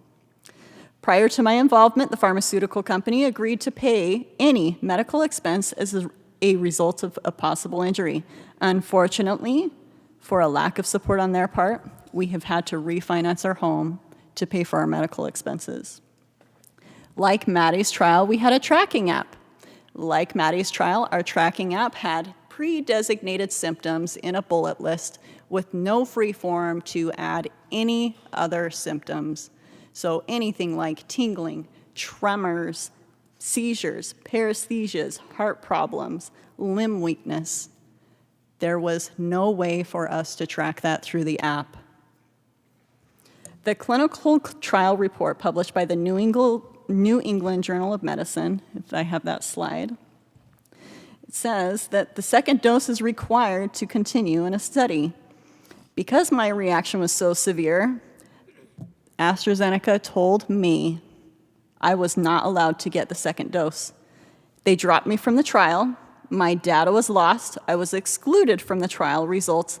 My access to the trial app was deleted. This is different than what is found in the report, which says that these individuals chose to forego the second dose. Because I couldn't finish the series, I was removed. Why doesn't this data matter? The clinical trial report also says serious adverse events will be recorded from the time of signed informed consent through day 730. I last heard from them on day 60. I am almost at day 365. That is 10 months of critical safety data gone. I continued to suffer and decline as the trial progressed without me. So what are the agencies doing about this? As we have heard, there's a lot of questions that need answers. The heads of the NIH, FDA, and CDC have known firsthand about my case and thousands of others. These direct reports began as early as last December. I, along with several injured physicians, continued to reach out to the FDA through emails, phone calls. We did video conferences with Peter Marks and Janet Woodcock, constant emails with Janet Woodcock and myself directly. We have literally asked and we have begged repeatedly for them to acknowledge these reactions. They declined. They know that their lack of acknowledgement has created insurmountable barrier to our ability to receive medical care from doctors who rely on these agencies for information. They know about the issues with the clinical trials, they know about the deaths, they know about the lack of follow-up on VAERS, they know about the injuries to children, they know about Maddie. I have discussed Maddie with them. They know about the mandates imposed on the injured. They know about the suicides as the results of months-long suffering. They know about the aggressive censorship. They know about the media censorship. They know about the scientific censorship. They know all of it. And they have for months. What does the NIH know? I was one of a lucky few to go to the NIH for research in this area. There was about 50 to 60 people that participated in this research. There was invasive testing, all of the top-of-the-line tests you can imagine, tests that aren't even available to the public. We were instructed by the NIH not to talk about the research. We gladly complied, confident in their reassurances that they would publish their research last summer, which would finally open the door for all victims, all of these people, to receive appropriate medical care. Unfortunately, the NIH is no longer accepting calls on behalf of the injured. This happened shortly after the FDA met with us. This vital lifeline that saved hundreds, myself included, and maybe thousands, that lifeline has now been cut off. The NIH has told me and others that this is an immune-mediated response to the spike protein. CDC, FDA, NIH, we do exist. Your system is broken and you know it. You are constantly and persistently telling the public that your review of the data is thorough and your safety signaling systems are robust, when in reality, there is huge gaps in your system every single step of the way. You are not taking care of those who suffer severe adverse reactions. Stop telling the public that you are. Your refusal to take action means there will be more like us. Take responsibility for your role in the suffering of good Americans who did their part by taking the vaccine and had no idea this could happen to them. Here's your proper informed consent. If you get COVID, you will get medical help. But I'm afraid to tell you, if you have this reaction, that reaction, that reaction, Maddie's reaction, Doug's reaction, you are on your own. The government won't help you. The drug companies won't help you. Your medical teams will have no idea what to do with you. Financially, you will be on your own. You will be completely on your own. I would like to finish with a letter from a friend.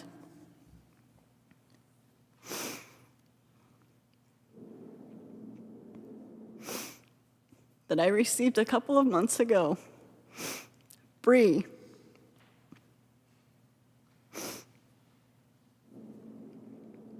I cannot take this any longer.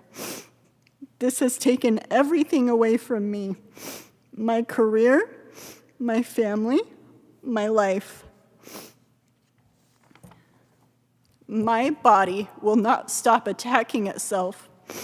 And this is beyond the worst amount of torture. They have further erased my very existence. Please accept my apologies. I must bid farewell to this world. Please tell our stories.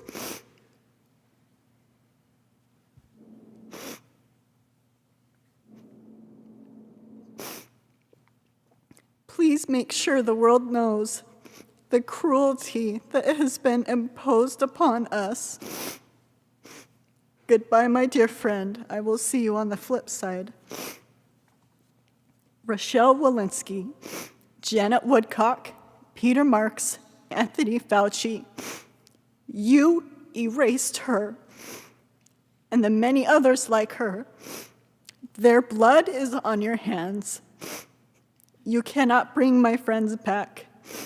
But you can save others from their fate if you finally just tell the truth. If the government won't help us, if the drug companies won't help us, who will help us? Thank you. Thank you, Bree.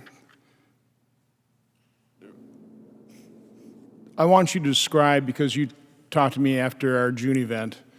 Going to the June event, there were something like 2,000 people on your various Facebook groups, support groups, people like your friend there that were using that group to comfort each other, provide counseling to, in your case, you're providing counseling to people who are suicidal. Literally within a week, I remember talking to Ken Rutgers, that group had grown to about 5,000. And then describe what Facebook did to your support groups. They found us and quickly pulled us apart. They eliminated every single person in those groups, and we lost contact with a lot of people that were in crisis. So you mentioned in your testimony that NIH knows about this, CDC knows about this, FDA knows about this. I appreciate what media came here, but not only did we invite these agency heads, we invited mainstream media, or more mainstream media, and of course they didn't show up. In our Milwaukee event in June, we actually had probably a couple dozen cameras. We had media show up. But unfortunately, not to tell these stories. They showed up, and this isn't about me, but basically so they could then attack me as an anti-vaxxer. Rather than in the papers across Wisconsin, above the fold stories of Bree and Maddie, Ken Rucker's wife, they didn't tell the stories. Instead, they just had a picture of me with the headline, "So Fundamentally Dangerous."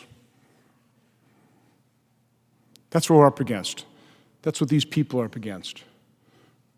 This is why they're pleading and begging for help. Again, to be seen, to be heard, to be believed, so they can be cured, so they can recover. But again, all of you, thank you so much. We, I think, have 7 more presenters. I've got to go take another vote, so I'll turn it over to, I guess we're going to do a video of David Healy and then Dr. Doshi, and I'll try and get back as quickly as possible. Thank you.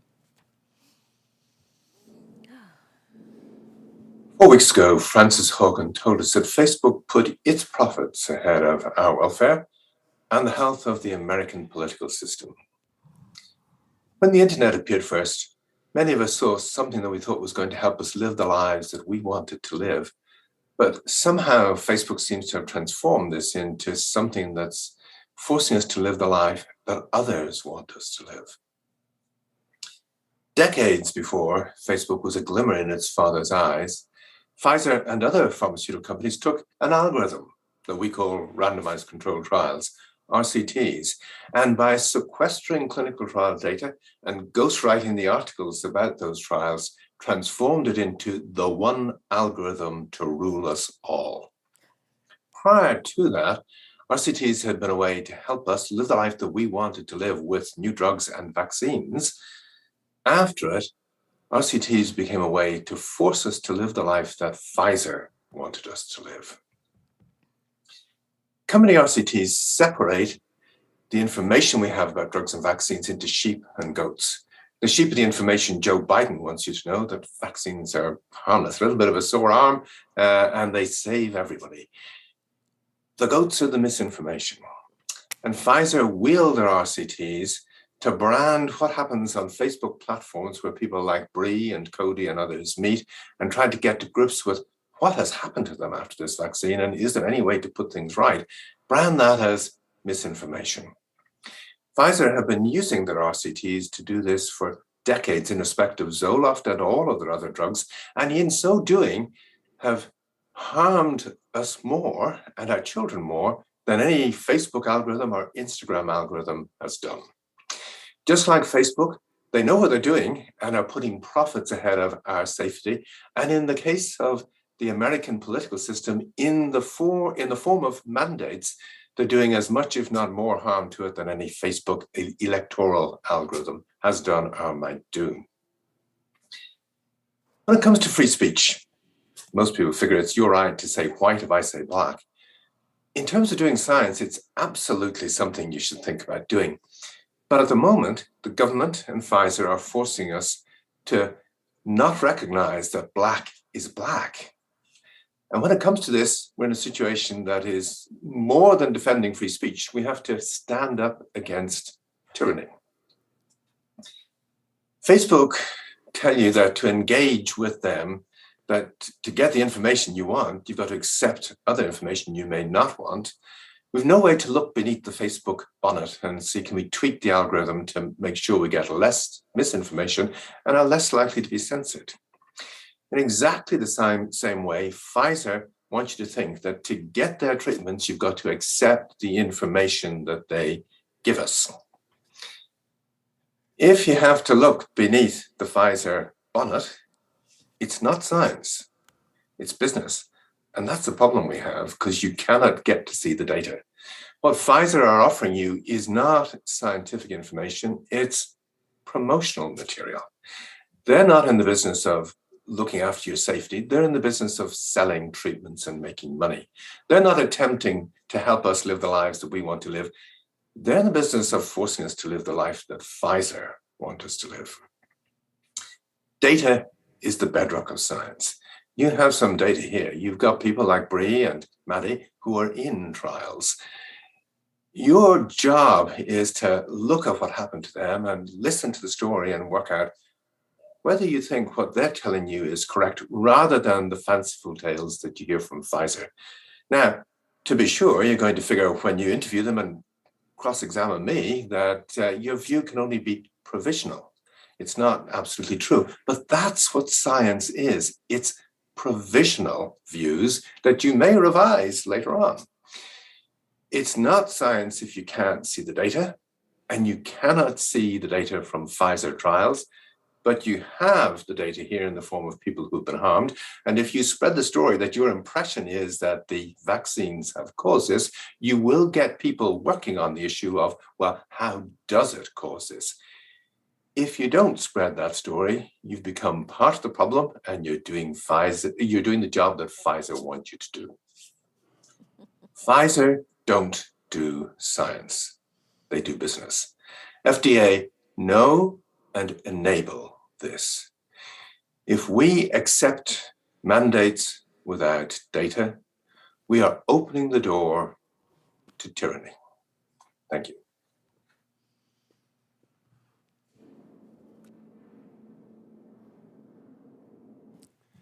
Okay, I'm going to follow up Dr. Healy's talk and just emphasize the points about data transparency. And so in the video just now, Dr. Healy mentioned that what is under the hood of Pfizer clinical trials is not science. He said it's business. I've been reviewing industry-sponsored clinical trials for over a decade, and I tend to agree with Dr. Healy that business and marketing often seems to be in the driver's seat. In my case, it took place a decade ago in the midst of another pandemic, swine flu. And for 4 years, we fought to gain access to the clinical trial data for the drug Tamiflu.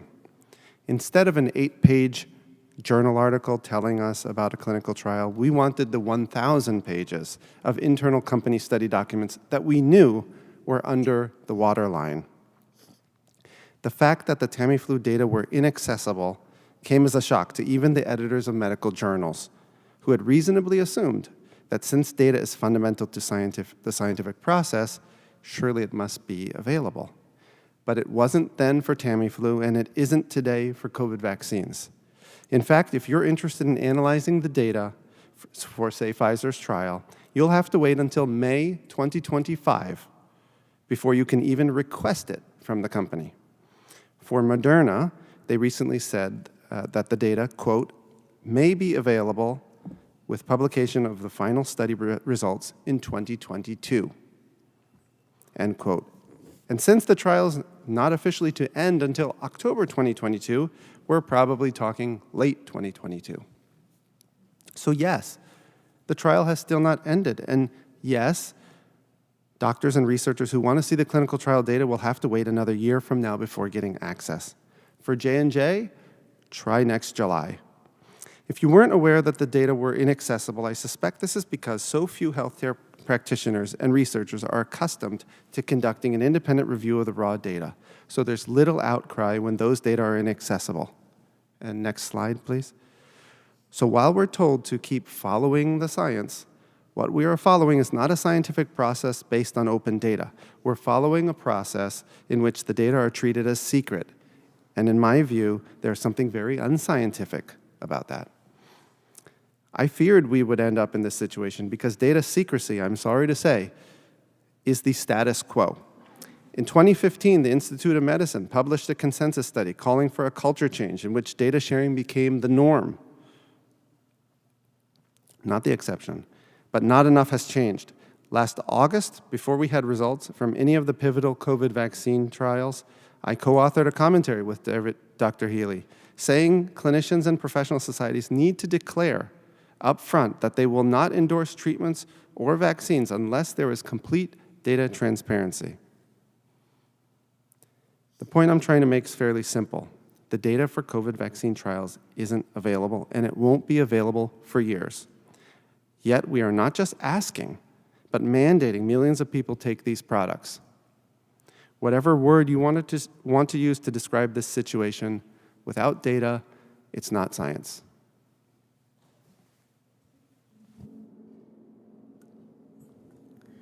We just heard from many people who talked about the gaps, not only in the scientific literature, but the gaps of data that are in our clinical trials.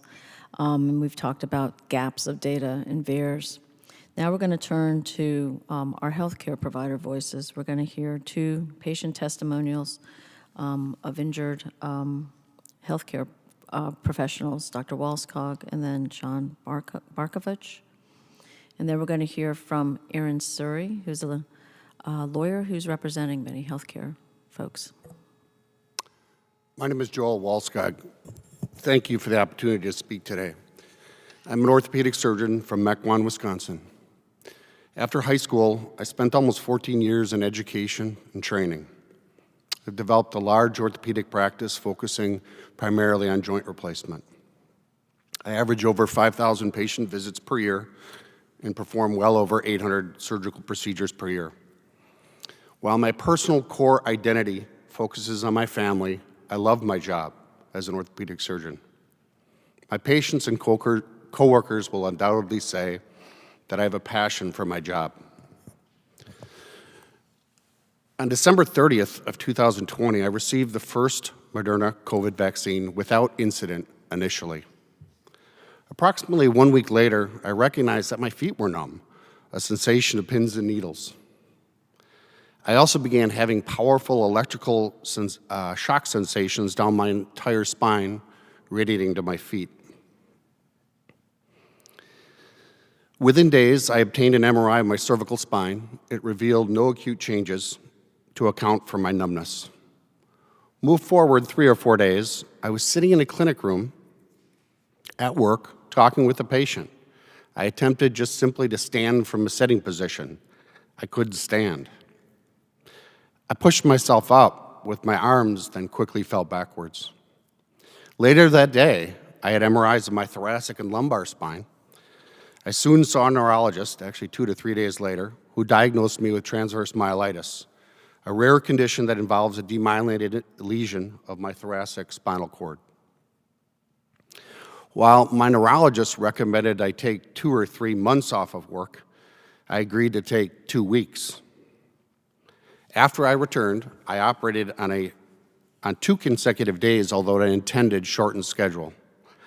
After the second day, I felt horrible. I was numb from my umbilicus to my feet. I could barely walk, and I have been off work since. I'm just not safe to work as an orthopedic surgeon.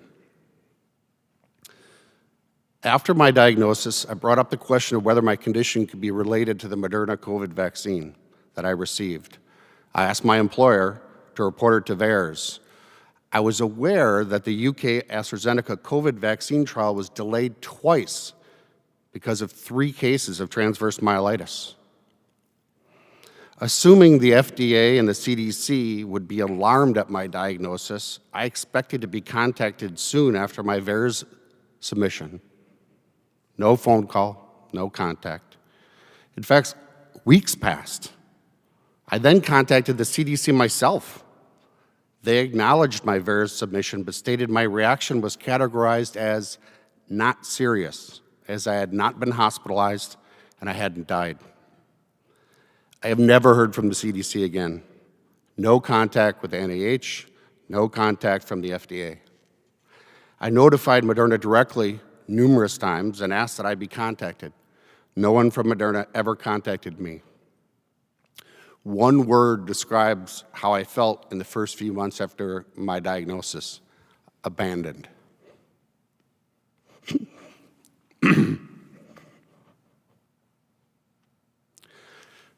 My life has dramatically changed after this adverse reaction.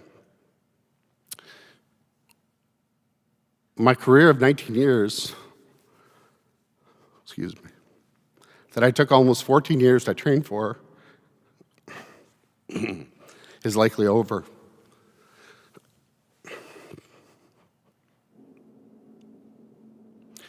While my electrical sensations have decreased, my numbness, weakness, and poor balance are unchanged as compared to January of 2021.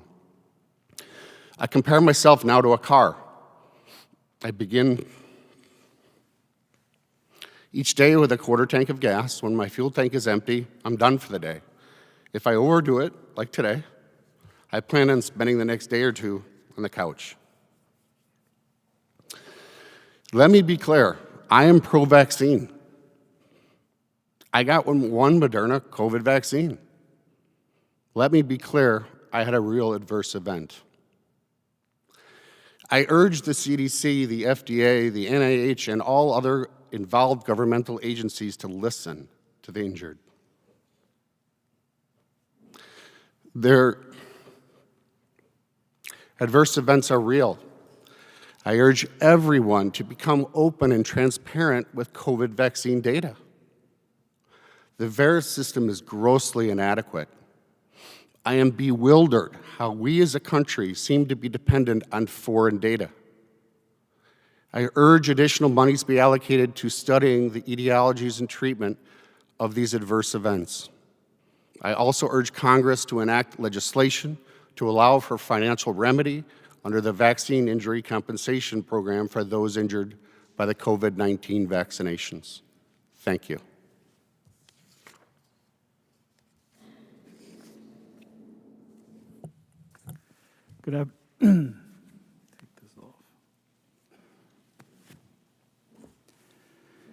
Good afternoon. There are far too many silent sufferers, not because they don't yearn to reach out, but because they've tried and found no one cares. I'm here for all those who could not be here today due to their injury or financial burden. I'm lucky to even be here today myself because as of yesterday, I was finishing treatment with intravenous immunoglobulin, and I'm on high-dose steroids to try to suppress my immune system. I'm speaking today as a private citizen and not on behalf of any organization or institution. This is my personal truth, my story. My name is Sean Barkovich. I'm a 51-year-old research nurse practitioner. I'm the descendant of hardworking coal miners and was proudly born in the coal region of Pennsylvania. Honesty is very important to me. As we are living in a hyper-polarized world, let me start off by clarifying I'm highly educated. I have 4 degrees. Medicine is my second career. I worked on secondment for the State Department for 15 years, worked through the fall of communism in Eastern Europe and the Balkan War, came back and became a nurse because I love medicine. Politics has zero impact on me being here today. I'm pro-patient, pro-science, and I've been fiercely pro-vaccine my entire life, often having fights with family members to get vaccinated. However, like many, I was a bit hesitant about the vaccine. We all had our concerns. I was scared about the new platform, the new spike protein vector, the fact that we relied on more long-term in vitro studies without long-term safety data in humans. But as a researcher and a scientist, I also understood the need to control and end the pandemic. So I got vaccinated. As a researcher, I fully understand reactions occur, and they are real. No medication or vaccine is reaction-free. I get this, but so should everyone else. But in this rollout, there were many things that came to light quickly once I fell into that adverse reaction world. Prior to December 29th, 2020, the day my life fundamentally changed, I was a vibrant, funny, compassionate, healthy person. No medical conditions, no medicines, never a vaccine reaction. Let me briefly share my reaction story. I went to the hospital where I work. I stood in line. Immediately after dose 1, I developed paresthesias in my right arm. I got injected in my right deltoid. Within hours to days, The numbness and tingling traveled to my right side of my face, my eye, and my ear.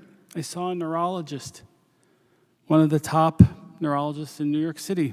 He said, "Oh, if it subsides, get the second shot. We just don't know. It's all new." So it subsided. Against my better judgment, I went back and I got in line. Dose 2 literally set me into a tailspin. Within 4 days, I developed debilitating tinnitus. What I recall from that is the month of February, curled up in the fetal position on the bathroom floor, wondering, how will I ever live with this? It was so severe, couldn't hear TV, couldn't listen to music or read a book or hear what other people were saying. I thought my life was over. It continued. I got right facial tingling back, numbness, throat tightness, tachycardia, wild fluctuating blood pressures, severe right-sided headaches and brain fog. I went back to the neurologist. I told him all what was going on. He said, "Oh, wait it out. It might likely subside again." I said, "I don't think so. This is pretty bad." I ended up in the emergency department January 30th. Despite all my years of nursing experience, having been familiar with the vaccine trials, I offered up quickly. I think I'm having a reaction to the vaccine. I was quickly dismissed by a physician who had no knowledge about these vaccine reactions, and I was sent home with ibuprofen. So many missed opportunities to treat me. Things continued to progress. I developed POTS syndrome. Never even heard of it before as a nurse. It's where you can't stand for more than 5 minutes without your heart rate zooming, getting faint and nauseous. Severe intractable insomnia. I never had a problem sleeping before. Suddenly I'm taking 5 meds to try to get to sleep. Muscle twitches, tremors, adrenal dumps that would burn my muscles and my stomach. I'm a bright individual. I'm like the nurse chihuahua. I nip at heels. I want answers, and I fight. I pursued everywhere across the country, from New York to California, looking for answers, pestering top researchers, scientists, doctors, getting nowhere, getting no recognition, getting dismissed. By August, I literally exploded in generalized body neuropathies. Imagine waking up in the middle of the night, stinging in my hands and feet, burning in the soles of my feet, prickling all over like I fell in a bush of nettles.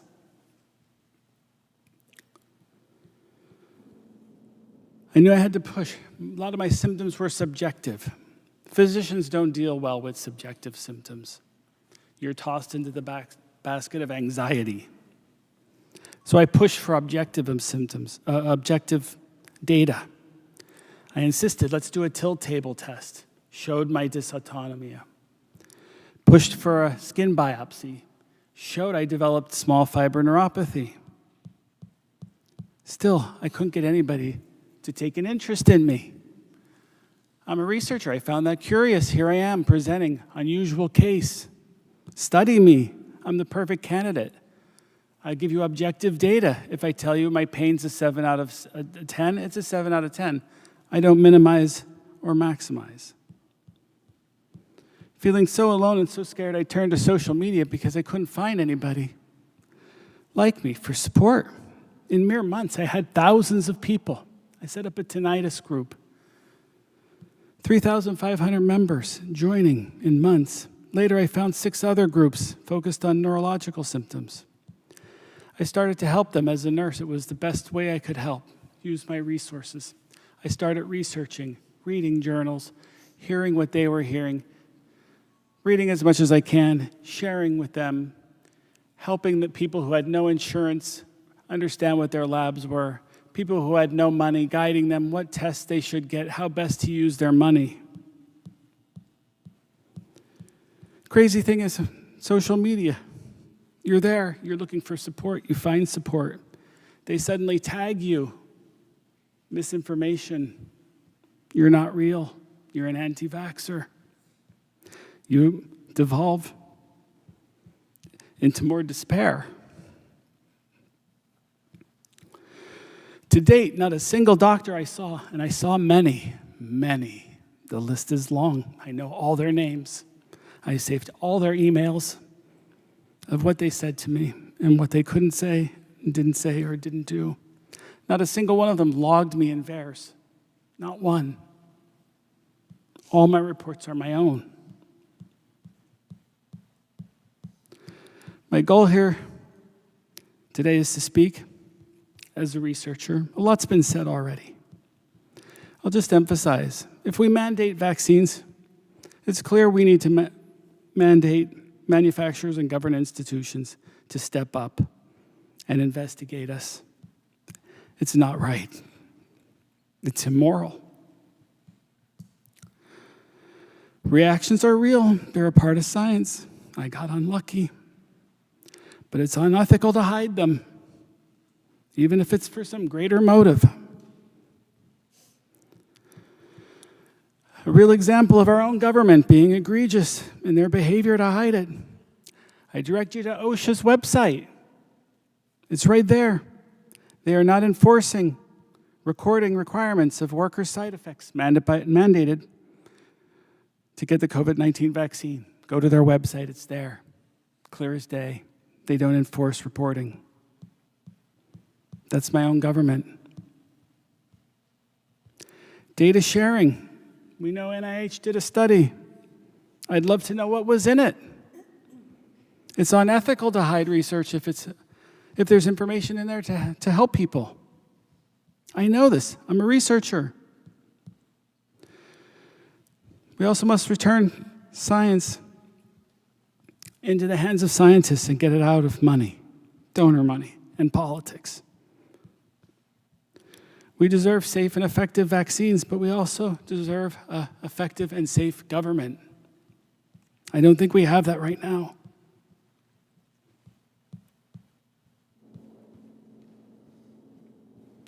Skip a little bit here because it's all been said before.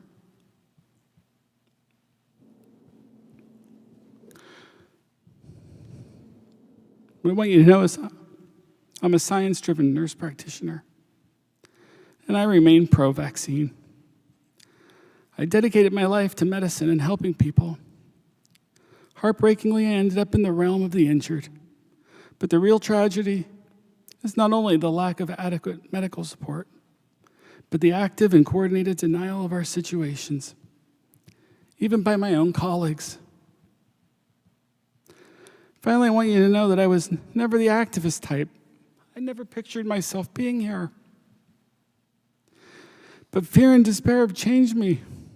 This experience has shattered my life. Like all of you, I know where you are. The 24/7 tinnitus has robbed me of every moment of silence and peace.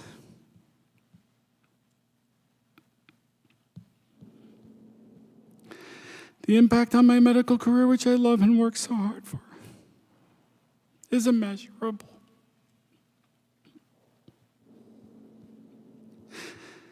I will continue to fight. I will continue to research. I will find an answer for people. Or I will die trying. Thank you for your time. Thank you, Sean. Of course, that's why we're here, to hopefully get people to listen so answers can be found.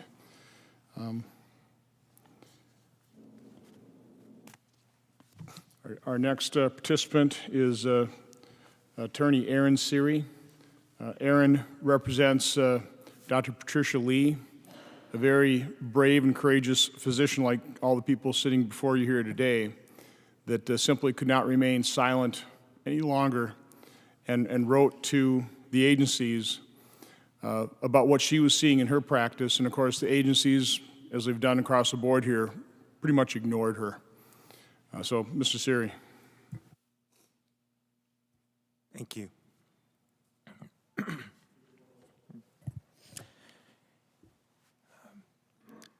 Thank you, Senator Johnson, and thank everybody for sharing their stories. I know it cannot be easy to do so. My firm of over 20 professionals has represented individuals injured by vaccines for many years. And so we're very familiar with these heartbreaking stories, and I empathize with every one of you. While we've been representing people for vaccine injury for quite a while, it wasn't until the COVID-19 vaccine that our phones, emails, form submissions have reached an avalanche of submissions. If we could actually sue the pharmaceutical companies for all those injuries, it would actually be humanly impossible for my firm, or I think the collective efforts of all attorneys around the country that handle vaccine injury cases, which are about 100 attorneys right now, to handle all of those matters. As things stand right now, you can't sue Pfizer, J&J, or Moderna for any of the injuries. You can't bring a claim in the Vaccine Injury Compensation Program either. You're relegated to a program called CICP, which has a standard of proof that makes it almost impossible to obtain compensation, and even if you do prevail, the amount of compensation is de minimis for the most part. Among the folks that have contacted our firm are many physicians from across the country who themselves have suffered vaccine injuries.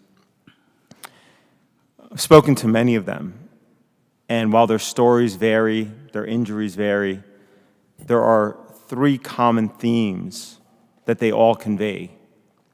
The first one is that, and we heard a lot of you express the same here today, is that after they suffered an injury, they went to the very medical establishment that they work in to go and get treatment. And even though they themselves were physicians, the initial reaction they often got was one of, "We don't believe you."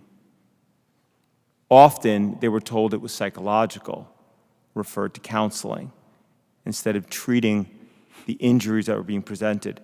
And these are physicians. A lot of times they had to go to physicians that they went to medical school with or who they had worked with, those colleagues who would believe them.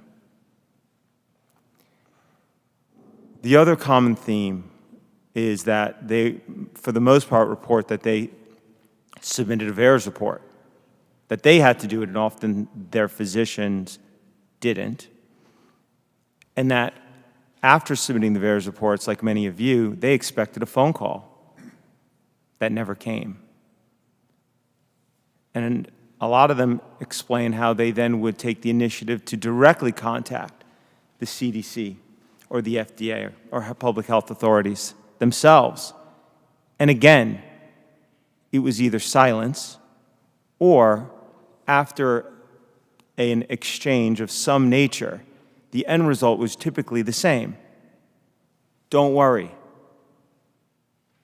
VAERS is not seeing this safety problem, so it's not an issue. Nothing to see here. Your issue is not an issue because it's not an issue in VAERS.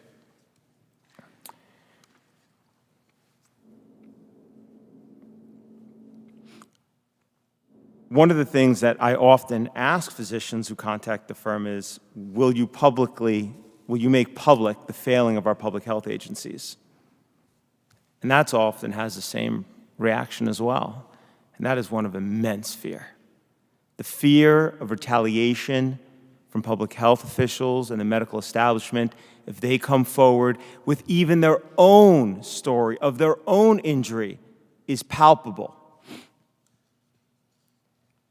No physician agreed to go forward until, as you pointed out, Senator, Dr. Patricia Lee, who herself was not injured by a vaccine, but as a matter of conscience, she simply could no longer sit idly by after seeing a series of extraordinarily serious injuries after COVID vaccinations.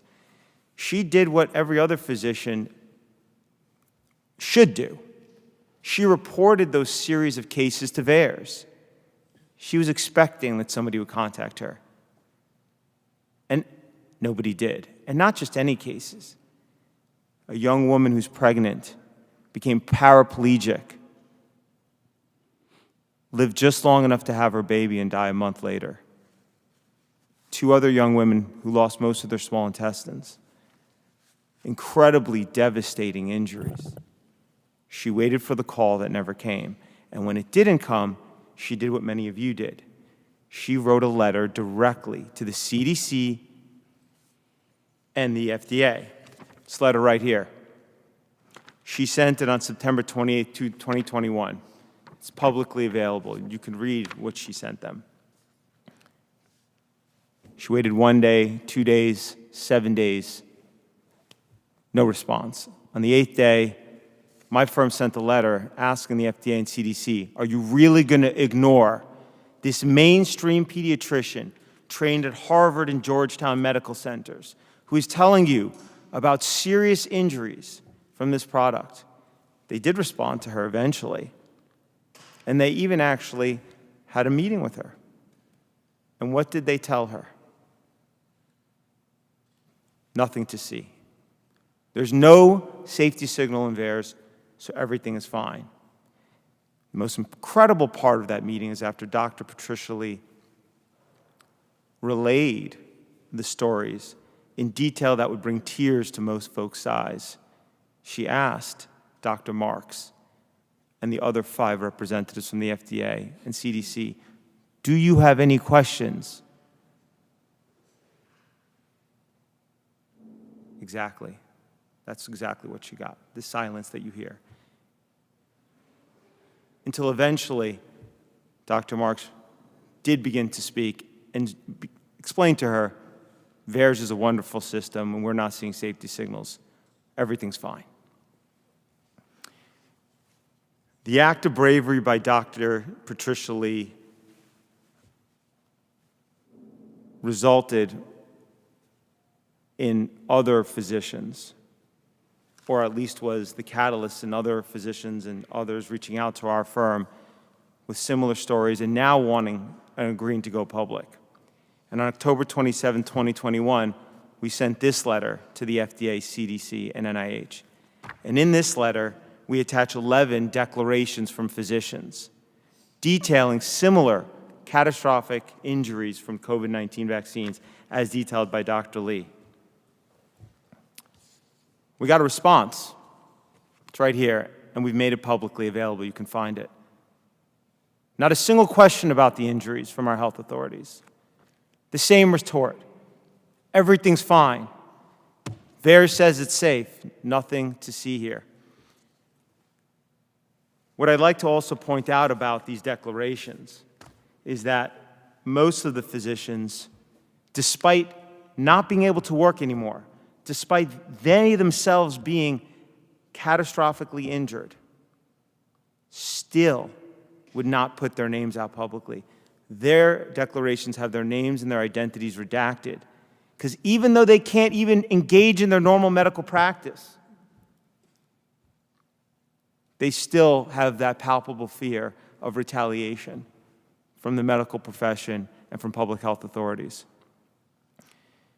For those who did put their names out there, hopefully it will encourage other physicians, and that snowball will hopefully lead to recognition, and that is what is the first step to addressing the injuries everybody's described here today.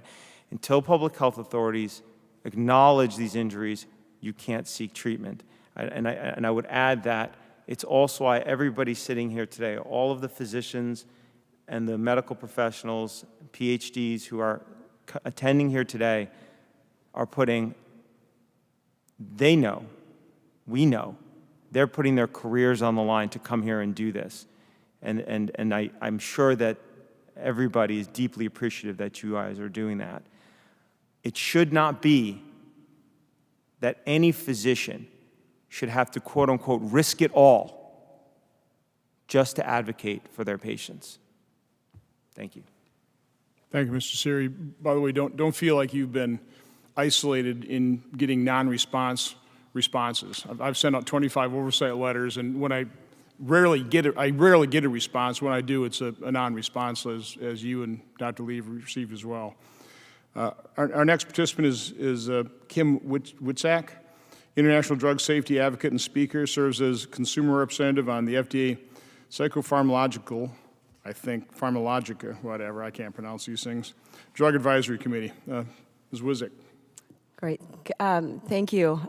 First of all, thank you so much, Senator Johnson, for hosting this panel today. I also wish to acknowledge the panelists, especially those who bravely told their stories of great personal harm and tragedy as a direct result of these vaccines. It takes courage, commitment, and a deep desire to show up and speak your truth, especially when many forces don't want the world to see this part of the story. You may be wondering why I care so deeply about this issue. Unfortunately, I know only too well the high price of a failed drug safety system. My journey started 18 years ago. I like to call myself the accidental advocate. I never set out to do this advocacy work. On August 6, 2003, my life forever changed. My husband of almost 10 years was found hanging from the rafters of our garage, dead at age 37. He wasn't depressed, nor did he have a history of depression or any other mental illness. He had just started his dream job as with a startup company and was having difficulty sleeping, which is not uncommon for entrepreneurs. So he went to his doctor and was given the antidepressant Zoloft, off-label for insomnia. 5 weeks later, Woody took his own life. At the time, there were no black box suicide warnings on antidepressants.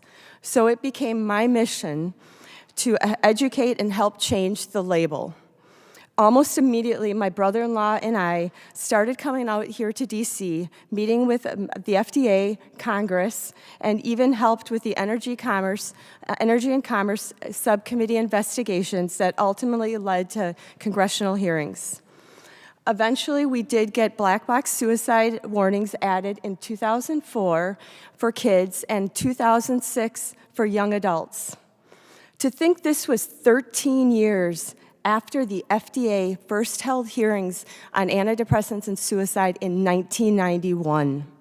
How many lives were destroyed and families torn apart before the FDA finally warned about the link between suicide and SSRIs.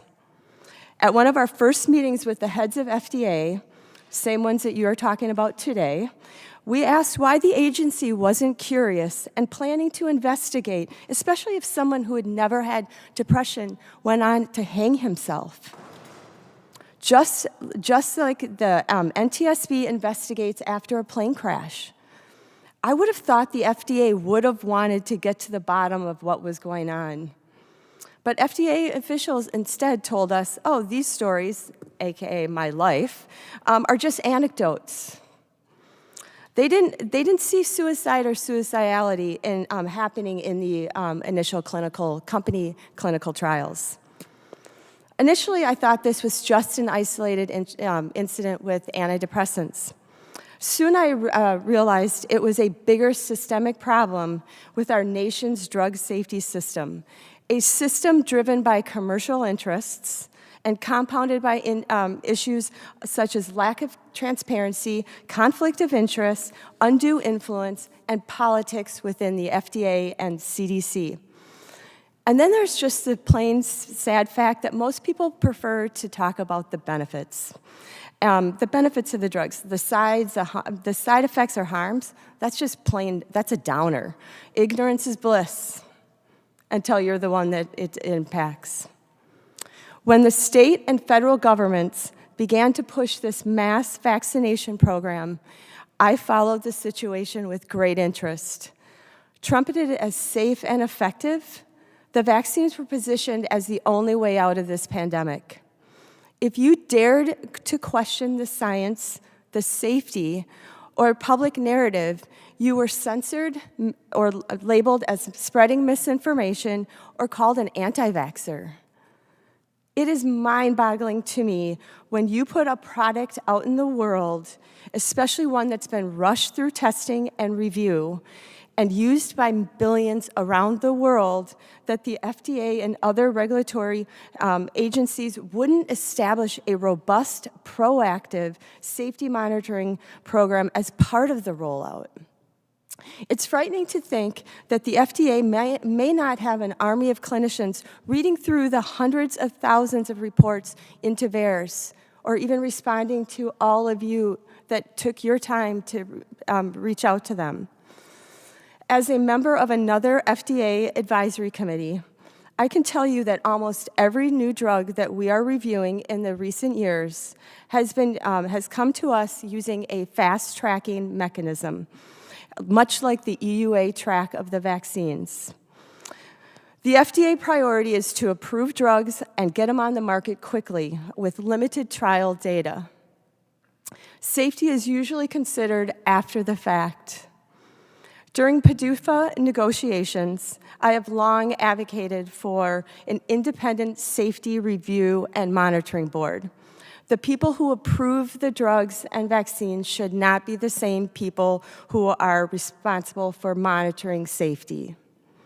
The FAA does not investigate plane crashes, the NTSB does. The world of drugs and vaccines needs an NTSB.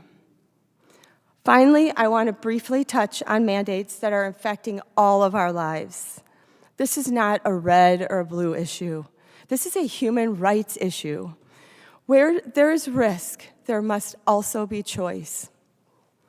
There's a dark irony in that the current era of patient-centered care and shared decision-making, neither patient-centered care nor shared decision-making are present in the conversations around vaccines and mandates.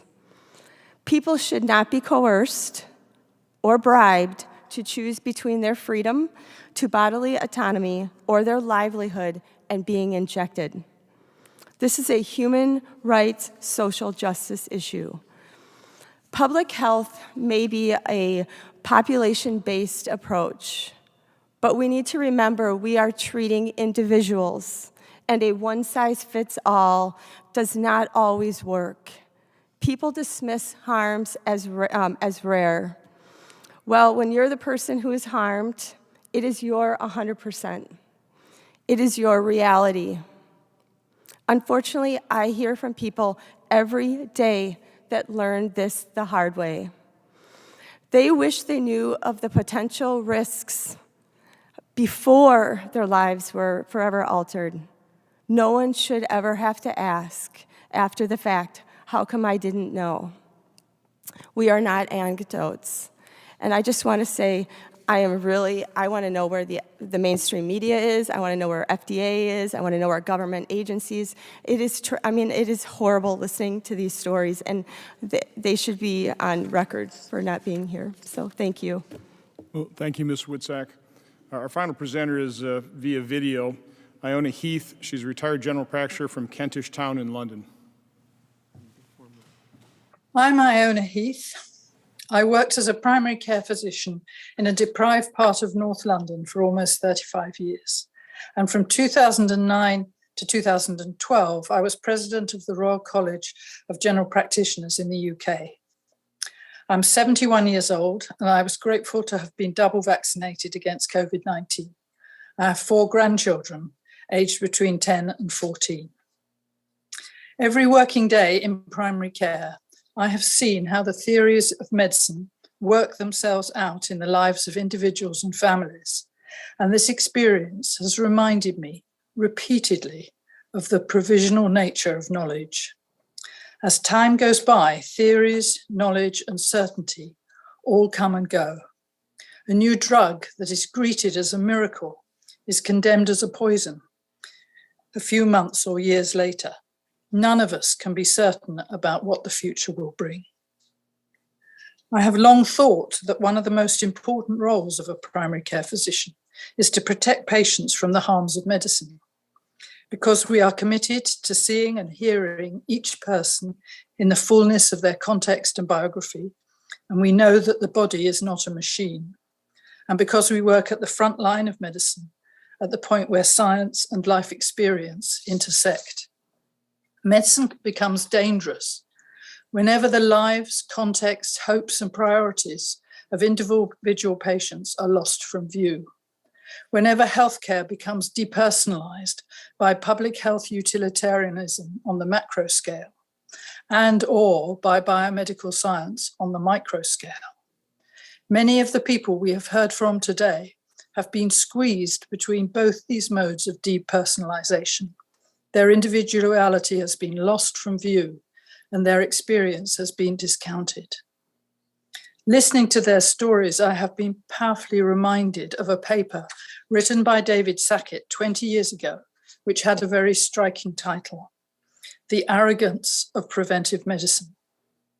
In it, he wrote, "Preventive medicine displays all three elements of arrogance. First, it is aggressively assertive, pursuing symptomless individuals and telling them what they must do to remain healthy.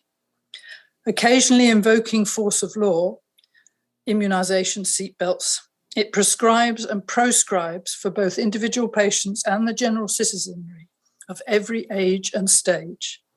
Second, preventive medicine is presumptuous, confident that the interventions it espouses will, on average, do more good than harm to those who accept and adhere to them.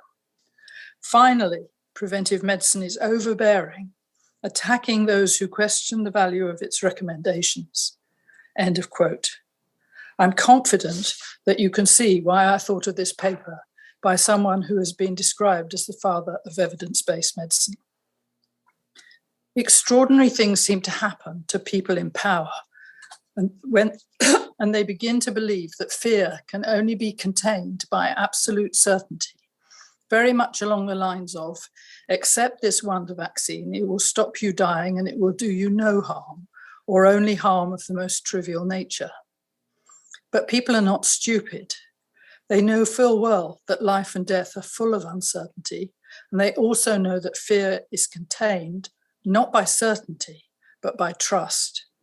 It is a tragedy for all of us that the devastations of the current pandemic have come just at the time when the extent of corruption within the medical industrial complex by powerful vested and financial interests has become undeniable and has made trust very hard to come by. All those who have suffered harm from vaccines, all the children for whom the risks seem to outweigh benefit, and all those whose livelihood and social interconnectedness are threatened by vaccine mandates are being asked to pay too high a price for the false certainty of those who think that they can predict the future. When British playwright Harold Pinter won the Nobel Prize for Literature in 2005, he said this, quote, "I believe that despite the enormous odds which exist, unflinching, unswerving, fierce intellectual determination as citizens to define the real truth of our lives and our societies is a crucial obligation which devolves upon us all. I think that this is what we have been trying to do today, and I thank you all." I gave Dr. Heath a little short shrift here. Not only is she just a retired general practitioner, she's the former president of one of the most prestigious professional societies in the United Kingdom. And I thought that was a pretty good summary of what we try to accomplish here today. Again, I want to thank everybody for participating, particularly those of you who have suffered the injuries from the vaccine. I know this is arduous. I know this is tough for you to travel, but I appreciate it. I do want to point out for anybody watching this via video, even here in the hall, even though these individuals look pretty normal, these injuries are severe. The inner vibrations that some of these people are experiencing are so severe. I just quick to ask Bree. She personally knows 7 people who have committed suicide because the inner vibrations, their symptoms were so severe they just simply could not go on with life. She knows another 15 people who have committed suicide from other members of their group. So again, the injuries don't necessarily have to be visible to be real, to be severe, to be life-altering. It is, again, unfortunate, way more than unfortunate. It's actually outrageous that our healthcare agencies, the President of the United States, members of his administration are completely ignoring these people and their plight. The courage it takes to come forward, I can testify too. The repercussions are quite grave. The vilification, the suppression of what you're trying to say, the censorship. People who have been on this journey with me have been fired from their institutions. They've been sued. Their careers and their lives, if they've known it, have been ended. So that's why you have so very few people that are willing to come forward. Their medical licenses are threatened. The profession that they trained for decades to get good at could be taken away from them. So you understand why they're remaining silent. But I would say one of the biggest impediments to further progress on this is just the basic human tendency to never admit you're wrong. President Biden won't admit he's wrong when he says that this is a pandemic of the unvaxxed, that if you get the vaccine, all's going to be well. The heads of these agencies will never admit they were wrong. My colleagues who voted for the vaccines, who have done videos encouraging everybody to get vaccinated, which, by the way, that might be the right advice for certain people. They don't want to admit they're wrong. Doctors, physicians who have recommended to patients to get the vaccine don't want to admit that their recommendation might have caused a severe harm. It's understandable. I understand that human tendency. But that doesn't overcome the basic humanity of acknowledging reality and doing everything we can as a society. Those of us that voted for Operation Warp Speed, those of us that encourage vaccination, we have to admit there's a side effect here, and it's changed people's lives forever. So again, I'm begging anybody watching this today or via video, first of all, share the video. Share with every contact you have. Let these stories be seen, let these stories be heard, let them be believed so that as society, we can do the right thing. We can acknowledge it. We can put even just a fraction of the time and effort and resources as we've put into the shutdowns and the mask mandates and the vaccine mandates and the vaccine development and the administration of it. If we just take a fraction of that and apply it to research and treatment,